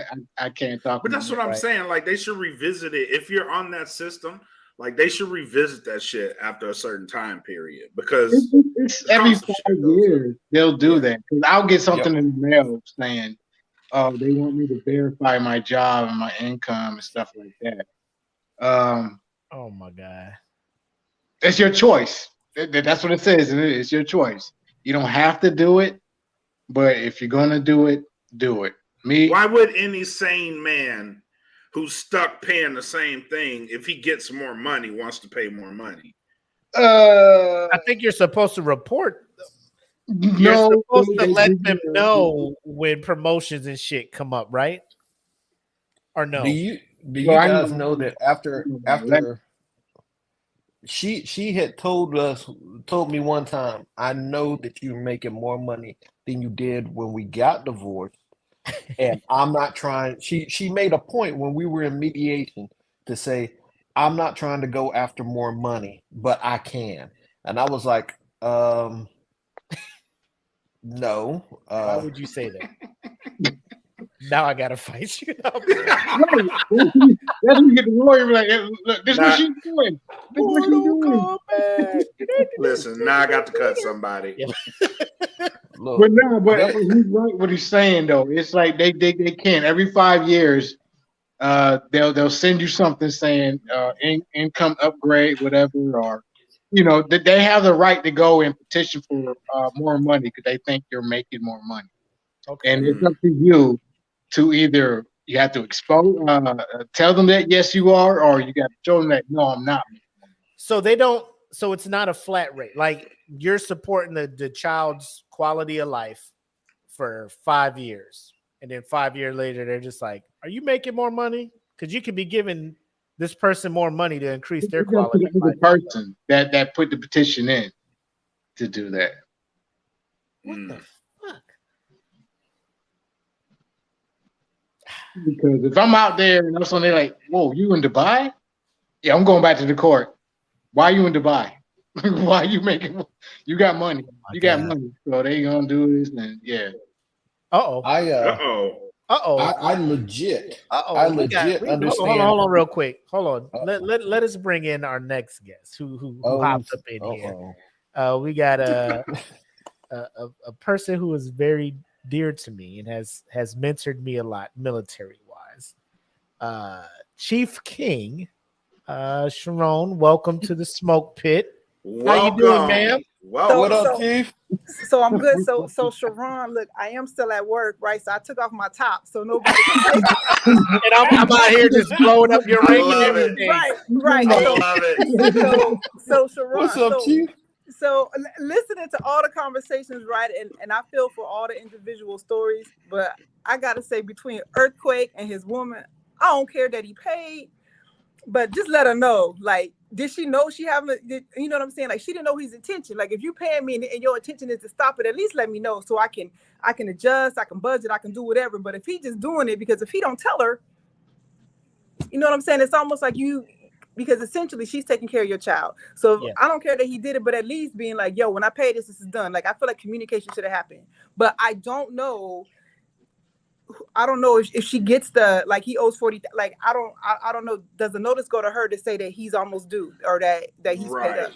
That was my question. Like, do you get these notices that, all right, he has such and such like a monthly remaining statement or something, right? like, He has this remaining on his thing, because if she did, then that kind of falls on her to, like, you didn't open this letter and read this. Like, this man is overly committed to making these payments so he can end early, you know. So, but if she didn't get anything like that, then yeah, I agree with you.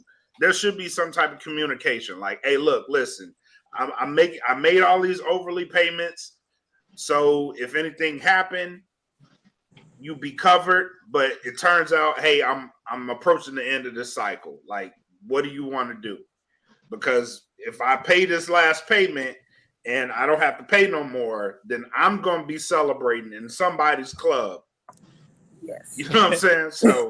So I'll go to Rob first. Like, are you aware that the court or anybody is constantly sending updates or whatnot to your ex as far as the status of how soon you are done with your payments?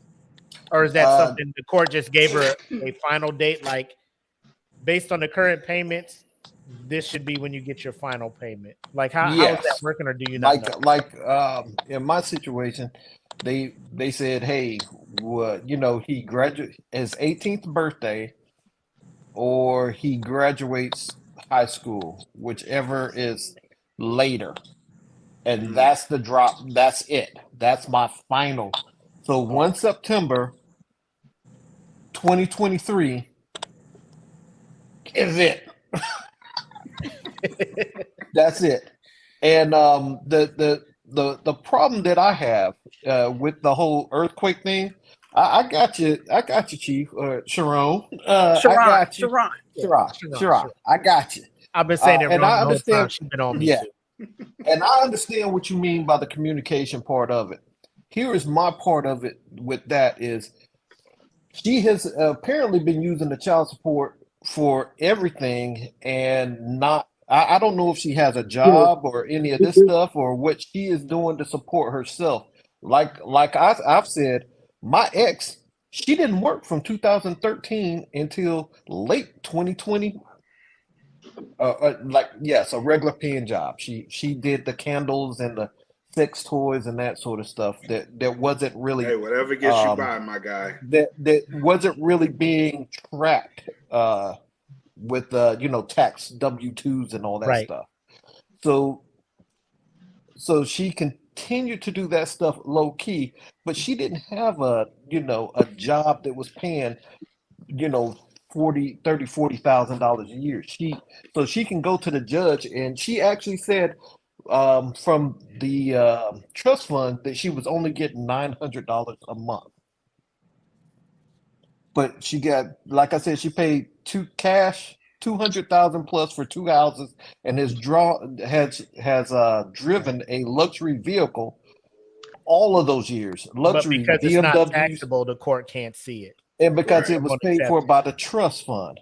Right. So when my stuff ended and all that stuff, again, what has any woman in this situation that is using the child support as their primary means of living, they're doing it wrong. It's child support, not child, I'm taking care of you and everything that's out there.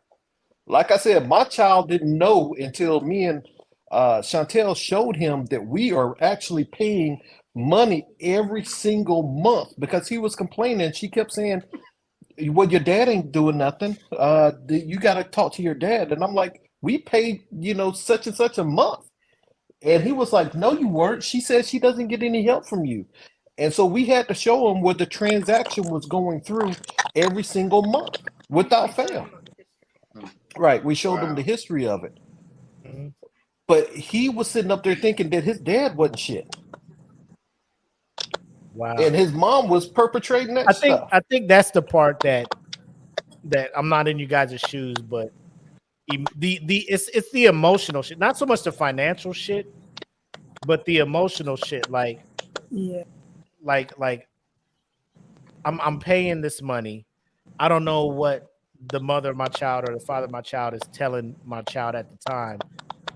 But like you said, Gibbs, like there are things you're not allowed per the court to be able to disclose to your child until that, they turn 18, because they're over there probably thinking like, damn, he ain't doing shit. He ain't really looking out. He ain't Right. doing this. that, But you was that, doing everything in your power to ensure that I'm trying to make sure that you are good, son. and that's the Um, situation. It's a judge. The judge, he sees this thing every day. He's seen plenty of child support cases, whatever. So he's like, hey, it's one after the other. mm, It just depends on how he's feeling that day, whatever, what judge he did, whatever. So when it stems down to it, it's the situation between the mother and the father. And like I say, I agree with I'm sorry, man. Oh, Yeah. she did that. Okay, but no, but I do agree with her. It is communication. All right, yeah. that's a big key, and it's kind of hard when communication is not the same on the other side of the story. Yeah. And all I can do right now is do me, do the right thing, Yeah. uh, keep paying child support. Yeah, I'm pissed off at the amount that I'm paying. Yes, I am. Mm-hmm. But like I said, things will come to light. Things will get subjected. Like I said, get representation Yeah. if you in a child support situation. I would If also you say can probably afford. probably So not go cheap on the representation. check Like this pay out that money for that shit, man. with the communication, because she actually stipulated that she hates talking to me. She said this if Well, it is a matter of court that's record. different. All right, this person Hold said they on, hate talking to you. hold Hold on. on. Let Gibbs get his shit out first. The court ordered us to use the mediation. We agreed to use a thing called Our Family Wizard, and that's how our communication is tracked. It's Wow. documented, it is tracked, and I have to pay for it. Peace of mind, bro. Yeah, Yep. you're right. It is a peace of mind, Yep. and it's one of those things that, it goes into, what all are you willing to do to not be seen? My whole thing is I'm willing to do almost whatever I can not to be seen as a villain in my child's story. You see what I'm saying? Because for years, both of my children with my ex uh, thought that I was the most evilest man in the fucking world. I mean, I lost it I goes like lost that. good Like I said, friends it's because always of going that. to be two sides to the story. Yes. Right. But at the Right. ultimate time, it's not about her. It's not about me. It's about the person that we're taking care of. Yes. That's what it's about. Right. Yes. So you got to eliminate all that and just worry about the person that what the child support is for. Right. You Yep. know, yes, you're gonna get mad like, yo, she's not using that $900 for him. Why, when she bring him over here, he ain't got no diapers? Why I gotta go buy the diapers? What child support is for? Da, da, da, da, da. You know what I'm saying? Go and do what you gotta do. If she don't want to Yep. use the child support, what it's supposed to be used for, that's on her. That's why I say get representation, document Yes. everything, and do what you gotta do. Okay. Hell yeah. Yes. Yes. Because I'm gonna take care of my child. Yeah. Yep. Yep. Okay. Well, Liz, Go ahead. I'm sorry. no, I feel y'all, but I want to thank y'all for coming on though, for real, and sharing your stories, man. Like y'all made this a hell of an episode, for real, for real. And I want to let people know who are listening. There are things that we'll discuss on the podcast that myself and Black don't experience. So we can just give our opinions, but like if it's stuff that you have experienced, like when we do this show live and we put the link in the post for you guys to join, like Rob and Brian did, man, just get in here and if you want, share your experiences. Like we're not forcing anybody Right. to do it. They did it willingly. Like they can attest. We didn't hit them up and be like, "Hey man, come on the show and talk." You know what I'm saying? This wasn't planned. This wasn't Right. planned. This is a spur of the moment thing. I feel like in this group, I would say close to family. Like there's a lot of stuff we talk about. We bullshit a lot between this and the other Dad Feeling Podcast Network groups. But they willingly came in here to share this experience and to give their side of the story, which helped me get a little bit more clarity on the stuff that Earthquake is going through. And at the end of what you guys experienced and said, like I still side with Earthquake. Like Right. the court gave this woman, hey, based on what we ruled, this is when the final payment should be due. This is what you should be getting a month. He was paying extra. She saw it was extra over what she should be getting a month. She ain't say shit. She was just spending this money. And at the end of the day, the court's like, he spent this much. He paid this much. He's done. So, I mean, if she wants to take legal action, she can. But at the end of the day, I think Earthquake to show up in court and be like, where's this extra money? Like, were you not putting it to the side? Like, what's going on? So I don't know. Doing? Yeah, I don't know. But what I do know is I appreciate both Brian and Gibbs getting in here. Definitely. And sharing their experience. Before we let you guys go, Black Adam popped off. Why y'all here? Why y'all not at the theater watching Black Adam, man? What's going on? It's a DC movie. I'm cool. Look, I will go to a DC. No, Black Adam just dropped off. Because it's not Batman and it's not Superman, so that's why I'm not watching it. Superman's in the end credits. You didn't see the teaser or the spoilers. For Black Adam? I didn't watch it. I mean, I'm cool with DC. Don't get me wrong. I understand DC is its own entity, whatever. Right. You know what I'm saying? Comic book wise. But I'm a Batman fan. Batman is my favorite superhero. Because my daughter was like, "Who's your favorite superhero, Dad?" She thought I was gonna say like Spider-Man, Iron Man. That's I was like, "I know we brothers." Batman. Batman is my overall favorite comic hero. Man. But Batman and Superman movies that DC are putting out, I can tolerate. Other movies, I'm not gonna go to the movie theater and watch it. I'll watch it. Don't get me wrong, but I'm not gonna. Max, baby. What about you, Gibbs? Hey, Gibbs. Look. Gibbs, Seeing Black Adam is on my list because hey, look, I'm there to you want to give it to Tim, don't you? You just want to see it. I want to see how bad it is, and that's just for Tim. That's just for Tim. I want to see how bad it is. Just so I can give it to him. Just so I can tell him. I will pay money for this ticket to watch this bad movie. To be like, hey, just so I can tell you now how real talk. It is. Real talk. I'm low key wanting it to be a good movie, at least entertaining, because I'm gonna pick the shit apart regardless. Just to we know my this. arch nemesis. Bro, if you wait 45 days based on what WB, HBO, Discovery, whatever the fuck, whoever owns HBO Max at this time, here's the real story. The movie is supposed to. You got to see it now though. You can't wait that month and a half. No, I can't because I got to give it to Tim. I got to bust him over the head. So.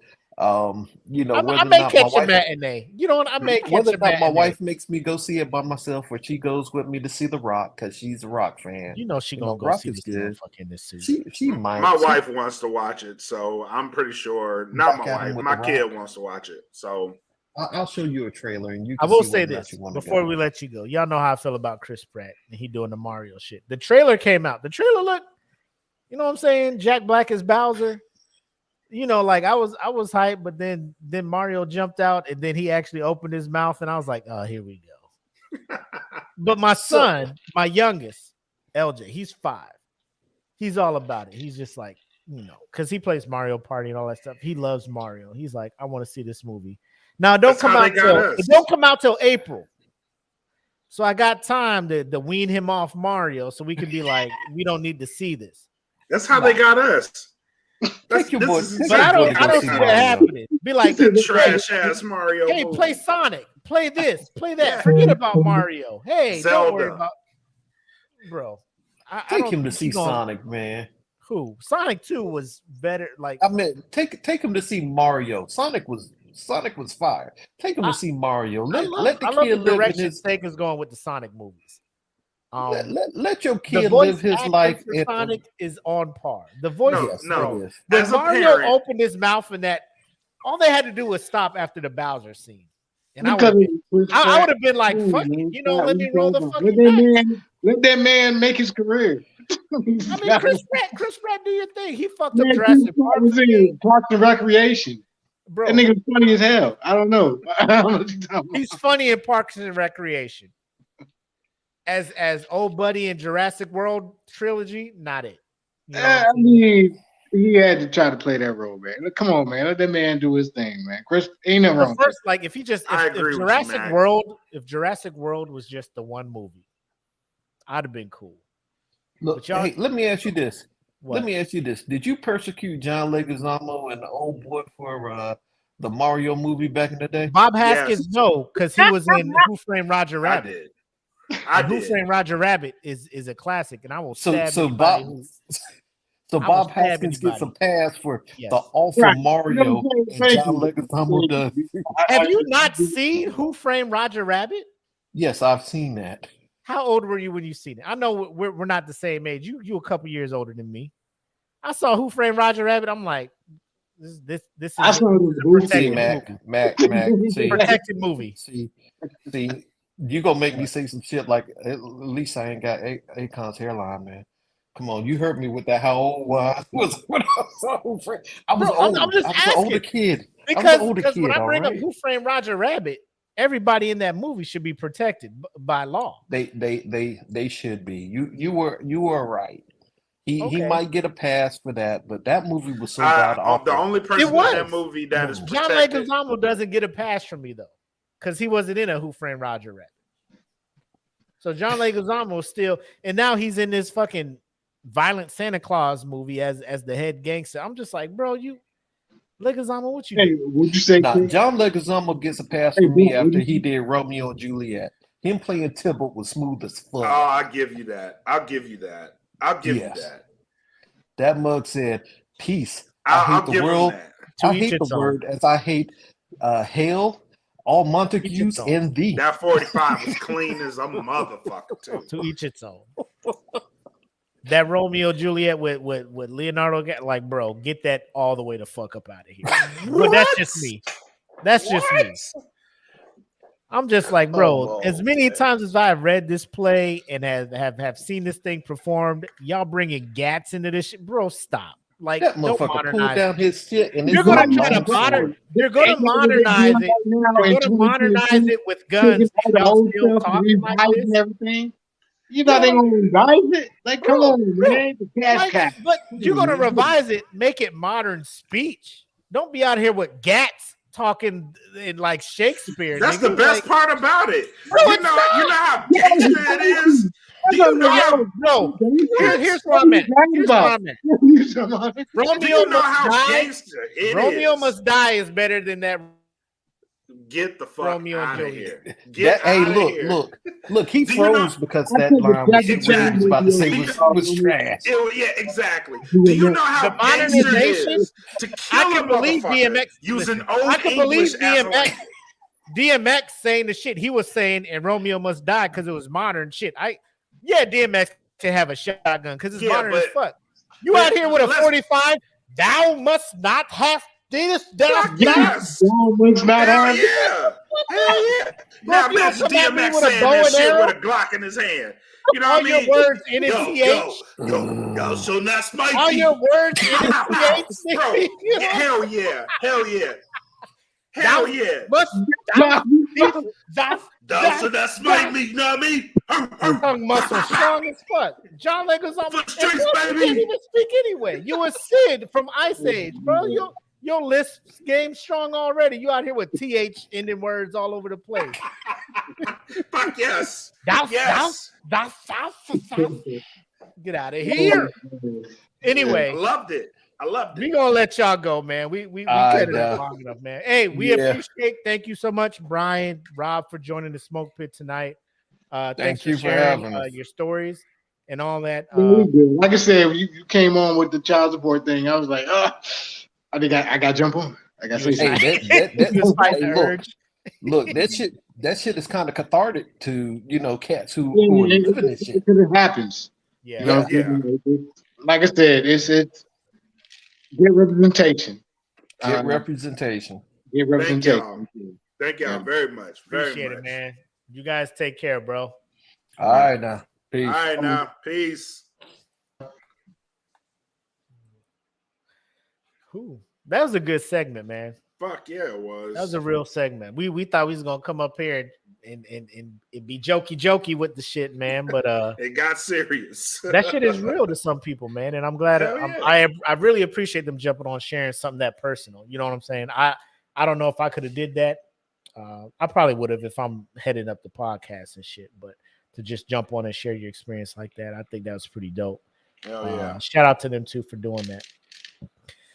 But how about we end this on a funny note? Let's do this. We got a whose man's is it, right? Yep. We really do. And I got the video you sent. So without further ado, ladies and gentlemen, let's get into the final segment, which is a crowd favorite. Whose man's is this? Who man's is this? Who man's is this? I need to know. I love this. Anytime I can make fun of somebody, I'm here for this shit. I am here for this shit. So Me too. I posted in the group a couple days back. I'm looking at the video now on the screen. And there's been a craze of black men in the gym who, for lack of a better phrase, are doing the fucking most in this bitch. Yes. There was one I posted yesterday, a dude benching fucking or squatting a whole tractor tire and 2 barbells with 45 plates on it. And I'm just like, if the weights, if if the setups, if the machines and the setups and the shit are too light for you in the gym, you won. You know what I'm saying? Like, we don't need you to create things like this in the gym. Like at what point, Black, would you go to a gym and you hit the squat rack and you put 45s on all the plates and on the bar, all the like they're hanging off the bar and you squat it and you're like, damn, I must be strong as fuck. Are you looking around the gym like, I'm strong as fuck? Let me see if I can do all the 45s on this bar, plus strap the bench press bench onto me with the couch from the lobby area of the gym. Like, you know what I'm saying? You've seen the videos, right? You've seen those videos. Like the dude doing the pull up with the exercise bike and the fucking squat rack on his back. Like, is there not 45 pounds? If they're not weight plates that can simulate the weight that you're doing right now, you know what I'm saying? Like, right, you're doing too much. You do, but ladies and gentlemen, let me. This shit here had me on like I'm thinking like, what the fuck is happening here? Like, the shit was hurting me, right? Watching it. So that's the let me just bring it up for y'all. Because y'all need to see this shit. And let me scoot this shit back. Because y'all need to see how this shit starts. So everybody has been in, I don't know if I don't want to say that. So no, you've been in the gym when a motherfucker's pre-workout kicks in. You know what that looks like. Right. So I'm gonna just play this video. You guys watch it. And let me know your opinions on if you were in the gym working out and somebody's on the cable machine, the pull-up area, right? Which is a popular area, and they want to do some pull-ups or something or some muscle-ups. I understand, like, bro, there are motherfuckers who are in such fucking good shape, they just do random ass shit. But at some point, you're just like, what the fuck is going on here, right? So let me go ahead and play this, and you guys watch it and give me your opinions in the comments.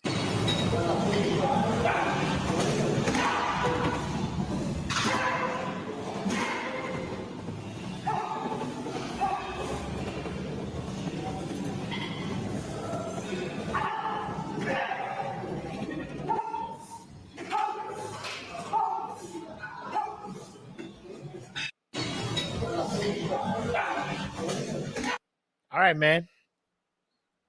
Let me just say that initial yell is the pain. That's the pain. When he hits the floor and he yells out, that's the pain.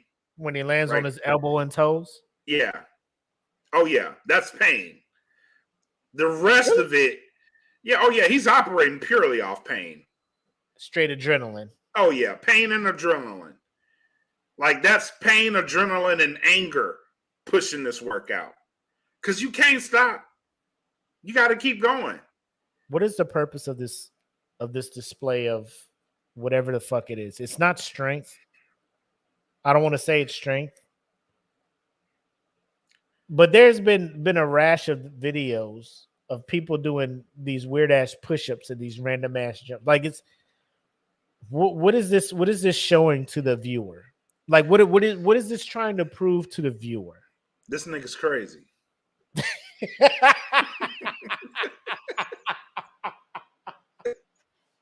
Let me watch this again, because you gotta see.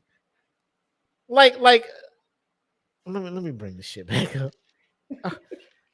This is the individual. Like this is the me at the gym. Yes.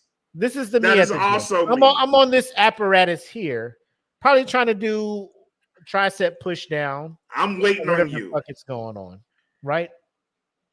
Tricep push down, and because I'm courteous, right?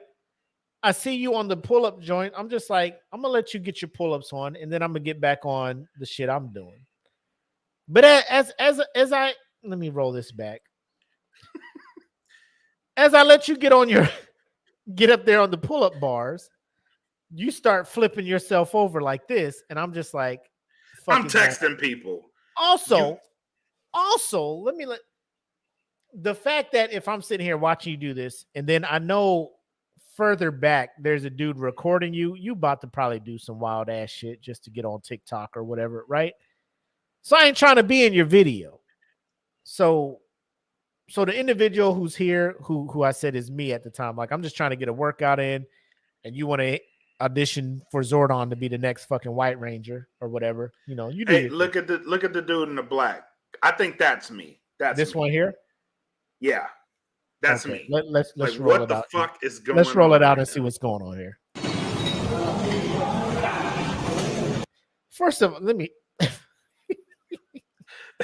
As soon as he fell, dude in the black turned around. I don't. This I don't part see here. him. This part here, sir. Sir. There's not an Avengers level threat happening on this earth right now. We don't need this happening, bro. Just be cool and wait for November 11th and let Marvel do the T'Challa who next up. Like they'll get it. You're all not out looking of for you. the next T'Challa, bro. You're not being cast in the next Black Panther. You're not the. You know what I'm saying? But we'll let it ride a little bit. God damn. Hello, new world, all the boys and girls. I got some new stories to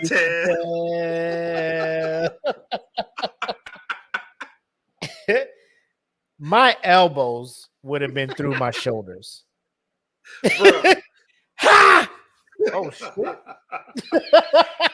Ouch! For the love of God, somebody help me! I landed on my stomach.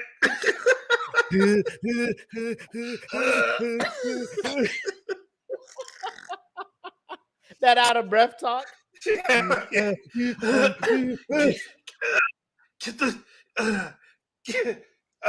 the front desk. I fucked up. Why did anybody stop me? Y'all knew I was wild. You knew when I was turning, it was going to end up bad. Nobody said nothing. Nobody said stop. I blame all of you.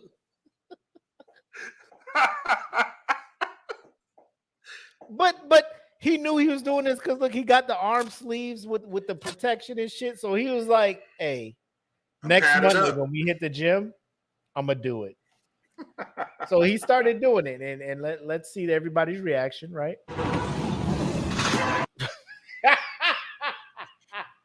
The fuck?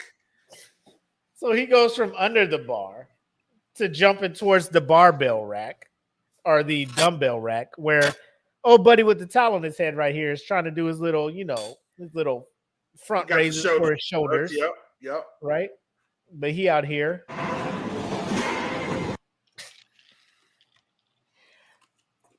I'm gonna just let it play, and I'm gonna just ask the question. So let me go back to this. Look how you looking at him. Who was just like, "Are you done? Can I start my workout? Can I start my workout on my other shit?" Or I don't know. At this point, he's so off the wall and unpredictable. I don't know what the fuck's going on. You just gonna keep like, hopping putties around attacking? here? What's going on right now? The putties.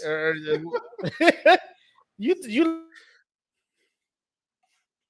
let me know, Power Ranger. Shit.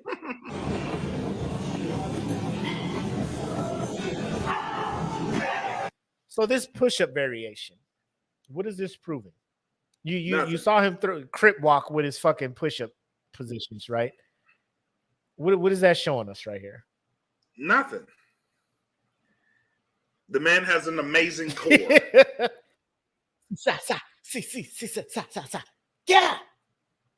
Like your core is good, you're in shape. But I make terrible decisions, but my core is lit. 4 straight fucking jumps. Just what are you doing? Like, and this is the part I hate, because I'll go to the gym here early in the morning, and there's some people who be in the weight room who aren't on this level, but they try to do circuit training. So they'll take dumbbells from the dumbbell rack and then just kidnap them hoes to another thing and be doing some other shit. And I'll be looking for those dumbbells, and I'm just like, where the fuck are they at? And they're over there doing some abstract shit with it. And I'm just like, there's a whole area for CrossFit and all this wild ass shit y'all be trying to do, like in the next room, but y'all want to do that shit here. Why y'all doing that shit here? Like, there's a whole, I'm pretty sure there's a whole gym dedicated to the workout this man is doing. Where it's called CrossFit. Where other people aren't trying to do conventional ass lifting. Yeah, it's called CrossFit. But he want to do that here. I'm just like, I don't want to be that guy in the gym that's just like, this is for fucking conventional lifting and free weights only. But at a point, because I'll be going to the gym at 4 a.m, man. Bro, can you imagine it'd be like 4:45 in the morning and you got a motherfucker on energy like this? Like, I take pre-workout too, but shit, nigga, like this shit ain't on. This shit, You know what I'm saying? The shit just get me up to go lift regular ass weights. You in the gym, you're making the noise I make when I fake box and fake do karate and shit. Right. That is cocaine and a promise of a better tomorrow at work. That's what he's fueled on, huh? Yeah. Cocaine and a better tomorrow. Bro, this shit is wild. Like, I can't imagine it. But I mean, that's the new thing. Like, you go on TikTok and you like, I fuck around, and because they know I'll be like, I click a couple people who do lift, and the gym side of TikTok be like, oh, you must like gym talk, and it just be full of all this shit. You just be like, oh my God, I don't want this. I don't want this. Like, the algorithm, like it takes a while for the algorithm to really get you. Like, you like a couple of gym videos, the algorithm be like, this motherfucker like all the gym videos. Like, no, I don't. Not all these hoes. Not all of these hoes. Not really. They be wilding.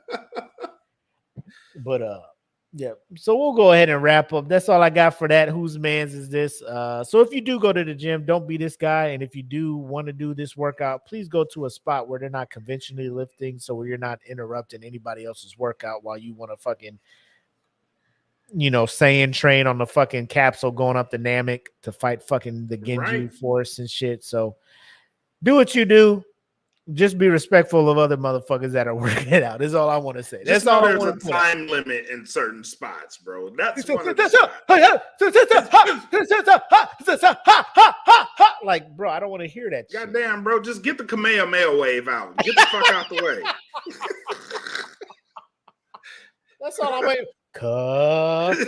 Like, finally. Thank you. This motherfucker actually shoot one. I'm gonna be like, hey, so what's your training plan? How you did that again? Where's your hyperbaric chamber? How you did that again? Let me see that again. But we'll go ahead and get into shit. We was gonna get in final shots and thoughts. But a huge thank you is a banner that you put up. So go ahead and let me hear this huge thank you, bro. What's happening out here? Yeah, we can add this to the final shots and thoughts too. But Okay. I really wanted to thank two pit masters in particular, CJ Reed and Mikey Bean. Thank you guys. They are patron subscribers, and they won the raffle, but instead of getting the money, they elected to get the jersey, and they put them on display today. So thank you guys for them. Bitches are fire too. They are. I know. Fire. I remember when I first started making. I made an orange one for myself, and I was like, "Oh, this is kind of straight," you know. But let me go ahead and try to find the joints. I think they posted them in the group, right? Yeah, they posted them in the group. But yeah, they those things are fire. So thank y'all for showing your support and putting those things up and wearing them. And so yeah, they are fire.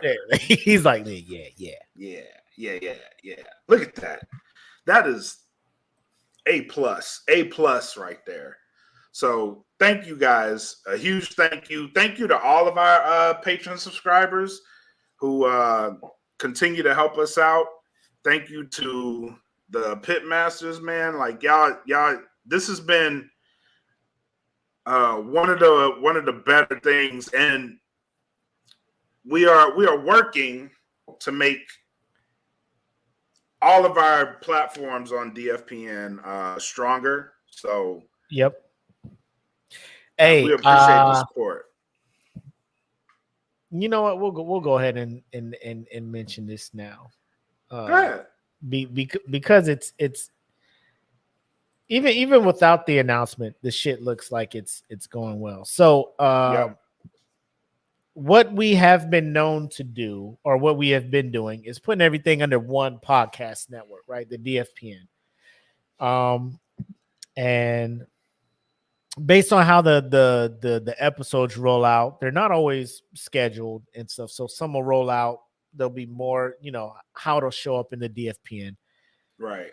What we have done recently is release the podcast on their own separate pages. So if you're going to Spotify and you're looking for Saturday Night Nerds, or you're looking for FU on Me, or the Salute, or any of that, we're making separate pages for them. So if you've been following the DFPN for certain podcasts, you can actually just go and follow those podcasts individually. They're still under the DFPN umbrella.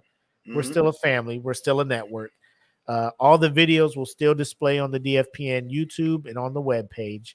But in order to make the audio presentation of it seamless for those who just want to listen to anime and listen to the comic stuff, Saturday Night Nerds has their own thing. For those who want to listen to hip hop and listen to veterans who are involved in the hip hop portion, Salute has its own thing. For the wrestling fans, just a couple days ago, No Gimmicks has their own podcast page. So we're working on the rest of it, breaking down the classics, SmokePit, Real Food. So everybody's going to have their own podcast page. And once everybody is already established, we'll share those links in the respective groups and also on the That Feeling Podcast Network. But the reception we have been getting since separating and kind of making them their own thing has been great.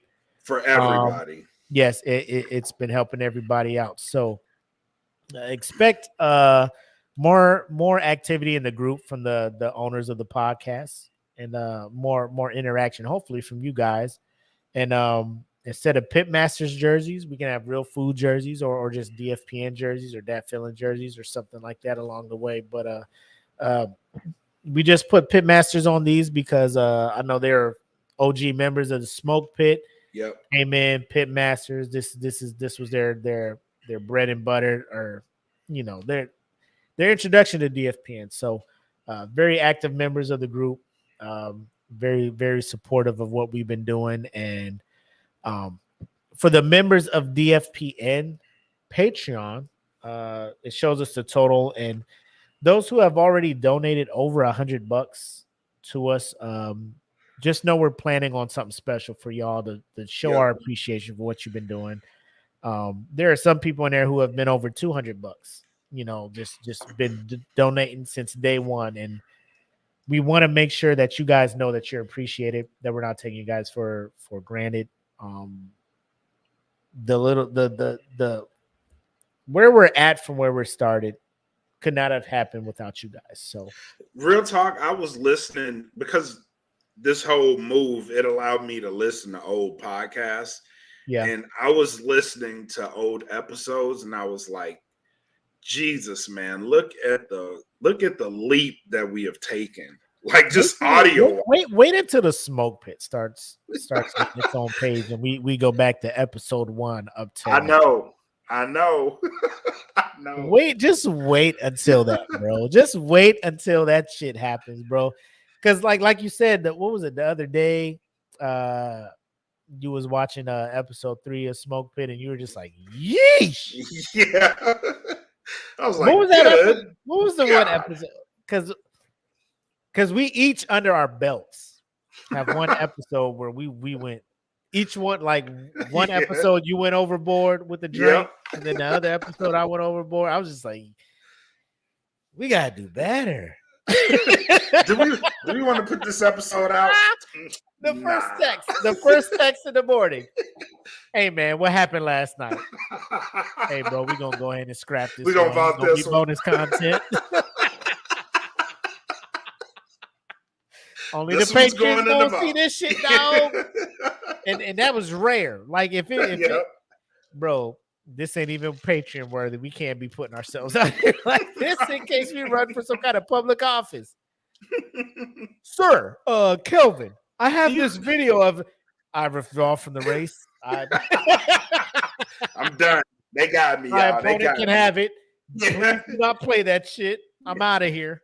You wait till now to drop this shit, man. I've been running this great ass race, and you bring this shit up.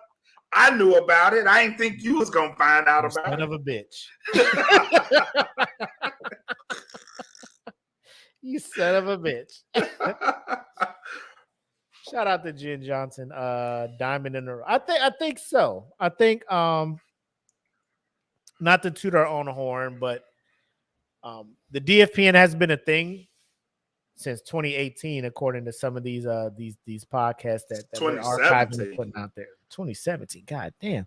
Yep. So it's been a while, and for the Smoke Pit to start up summer of 2020, that kind of brought traction over to here. It was a diamond in the rough because we didn't know what it was going to be. We were just out here just cutting up, being two friends, just wanting to bullshit and talk about some topics. And when we started the group, we wasn't expecting the shit we got. We started a Patreon. We didn't actually think people would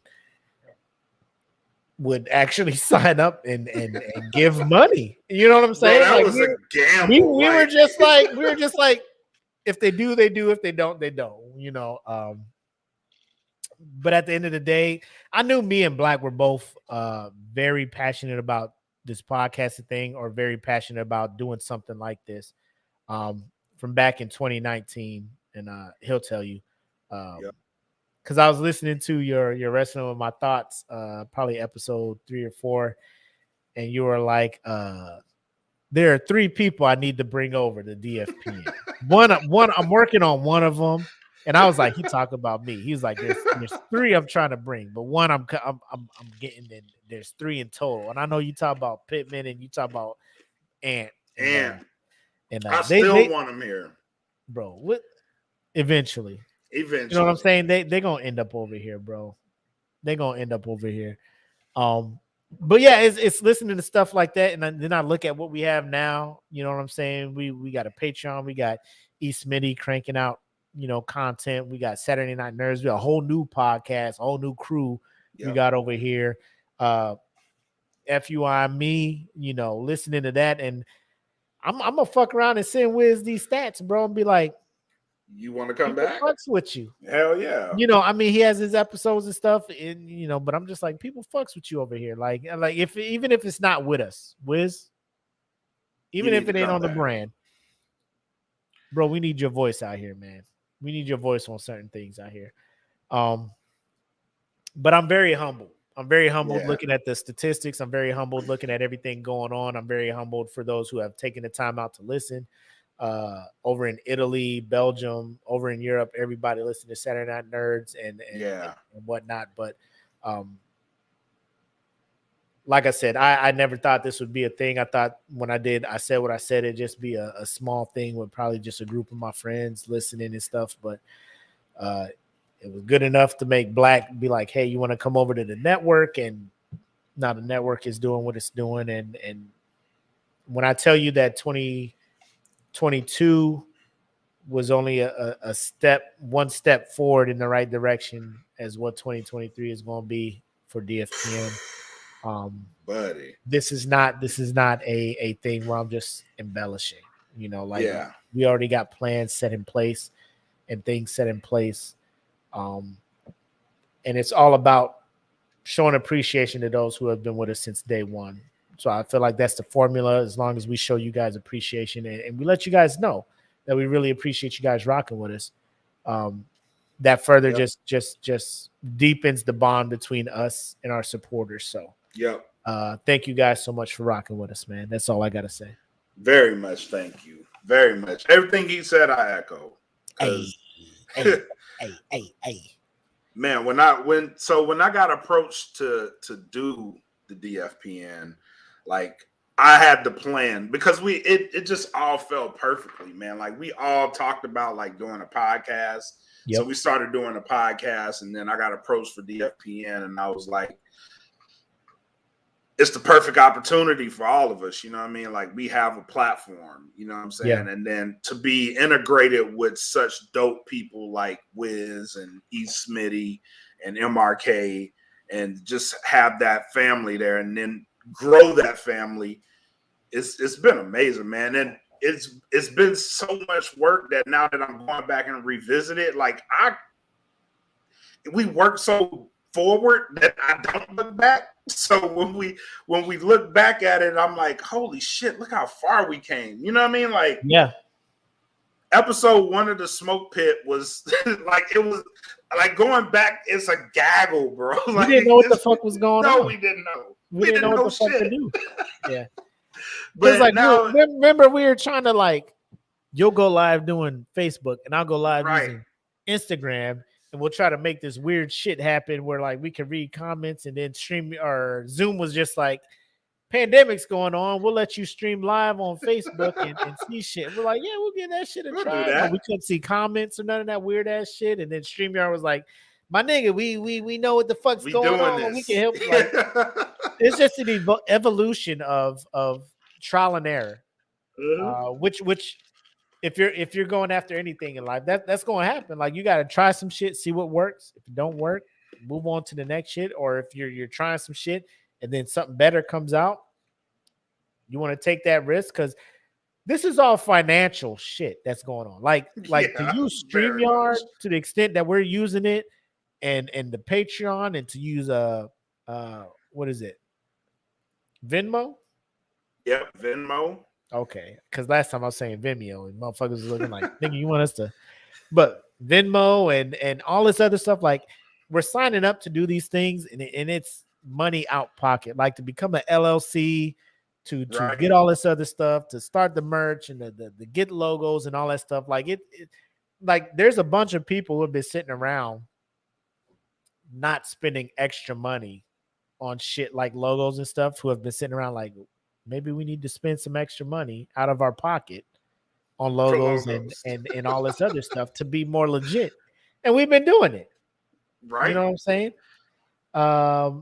So, you know, we're here on the StreamYard, and the StreamYard is just like, yo, we'll let you go on Facebook. We'll let you go on Twitch. We'll let you go on all this other stuff. So StreamYard has been more adaptive to what we were doing, because when it started, it wouldn't let you do Twitch and all this other random stuff. So I think StreamYard sees what's happening. And then if you're looking at other podcasts and looking at other things on YouTube, everybody's starting to utilize the StreamYard for remote streams and podcasts and things like that. So it's a beautiful thing. And I'm glad we got on at step one. And I still, one of these days when they have one of those podcast cons over in Orlando, which is where they usually have them at, like, I just want to get there and network and hear about people who have successful like I'm still, this is my passion. It is. And this is my It's passion. so Like addictive. it's a hobby, but it's also something that I'm just like, bro, like I have so much fun doing this shit. Hell yeah. I have It's so much fun addictive. doing this shit. And each time we get better and improve the quality of the podcast and the shows, like there's a sense of pride that I get, like, bro, we're on the verge of something magical here. Yep. And we can't stop. Like, we can't stop the momentum no matter what the fuck's going on. We got to keep pushing. And keep pushing. I'm glad you're here. I'm glad you brought me over, as always. I'm glad you're here. Oh. I'm glad. If I wasn't gonna be here, I don't know where I'd be at. I'd be on some network, because like I was gonna keep talking about shit that's happening in the world. You know what I'm saying? Hell yeah. But let me get off my soapbox, my sentimental thing, man. But I'm sitting here looking at the pictures of people who are genuinely happy about receiving these Pitmaster jerseys. And granted, a lot of these dudes were veterans, so or had some tie with the military, so kind of the olive green with the camo print for Pitmasters and stuff with the number on the back. So yeah, so moving forward, that'll be an option for our quarterly giveaways. You can get the $100 cash, or you can, opt out and get the custom jersey with the Pitmasters logo on it. Maybe going to I got a couple other designs I'm looking at for jerseys, and we'll give people options. But okay, I like it. I'm low key looking at these. Man, I want one of these Pitmasters. Listen, when I saw the jersey, I'm like, oh, I want one. I want, bro. The way the NFL be wilding out with these fucking military appreciation jersey prices, I'm just like, bro, I just make my own shit and rock and roll away. Yep, I want one. Get me one. You know what?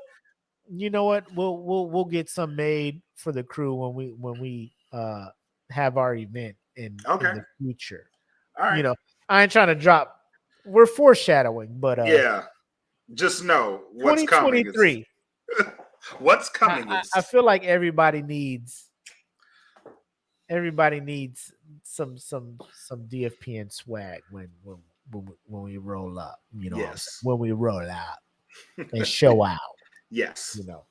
When we get closer to the date, we'll throw some announcements out there in case anybody wants to join. But a DFPN meetup, not like a fan thing, but it's still in the works. We'll let you guys know what the fuck's going on. Patrons, we'll let y'all know what the fuck's going on. How about we'll let you know. But yeah, like Black said, tomorrow expect UFC 280 streamed over on DFPN Patreon for our Prove Me Wrong fans. But anybody who's a member of the Patreon can tune into that. Come hang out. Come hang out with your boys. Hear some live reactions. Hopefully we get some ridiculous knockouts so me and Black can fucking wild the fuck out. Yes. Live. Oh shit, some shit like that. Jesus. Like he sleep. He sleep. Oh shit, he died. Some shit like that. But DFPN swag. You know what? Coin that phrase. DFPN swag. You remember when we first started, man? Let us stop because we're going late, man. I'm sitting here reminiscing and shit. Episode 88 of the SmokePit, ladies and gentlemen. 88. I don't think we'll hit 100 by the end of the month because after Thanksgiving, our manager, our CEO of DFPN is asking that we bow out. However, that does not mean that exclusive content to the Patreon won't be happening. So Right. if you're not seeing the content on the Facebook and stuff like that on the weekly basis, we're chilling, hanging out with the family over Thanksgiving and working into the Christmas. The giveaway will still happen at the end of this quarter, or kind of like before Christmas. Tune into Patreon. That's where you'll probably find some more content popping off at, and Patreon members will get information about what's the first move that we're doing first quarter of 2023. So that's all I got, man. I know I've been talking for a minute. I have nothing. You covered it all. Cool. All right, ladies and gentlemen, episode 88 of Smoke Pit. As I said, I'm the homie Mac, aka your boy. And I am bred like a king. Matus Kelvin Cayley. Thank you guys so much for tuning in and making this one hell of an episode. Until next time, have love, make sex, peace. Peace. Welcome to the Smoke Pit. It's Friday night, come and take a load off. Come sit in the Smoke Pit. It's time for us to show off. It's been a long week, come relaxing, get some laughs in, and let's talk about these brackets. And while we at it, tell me whose man's is this? Cause I got questions, I'm hoping you can answer it. Get ready, cause you know we gon' talk a lot of shit. It's Mac and Mac, welcome to the Smoke Pit.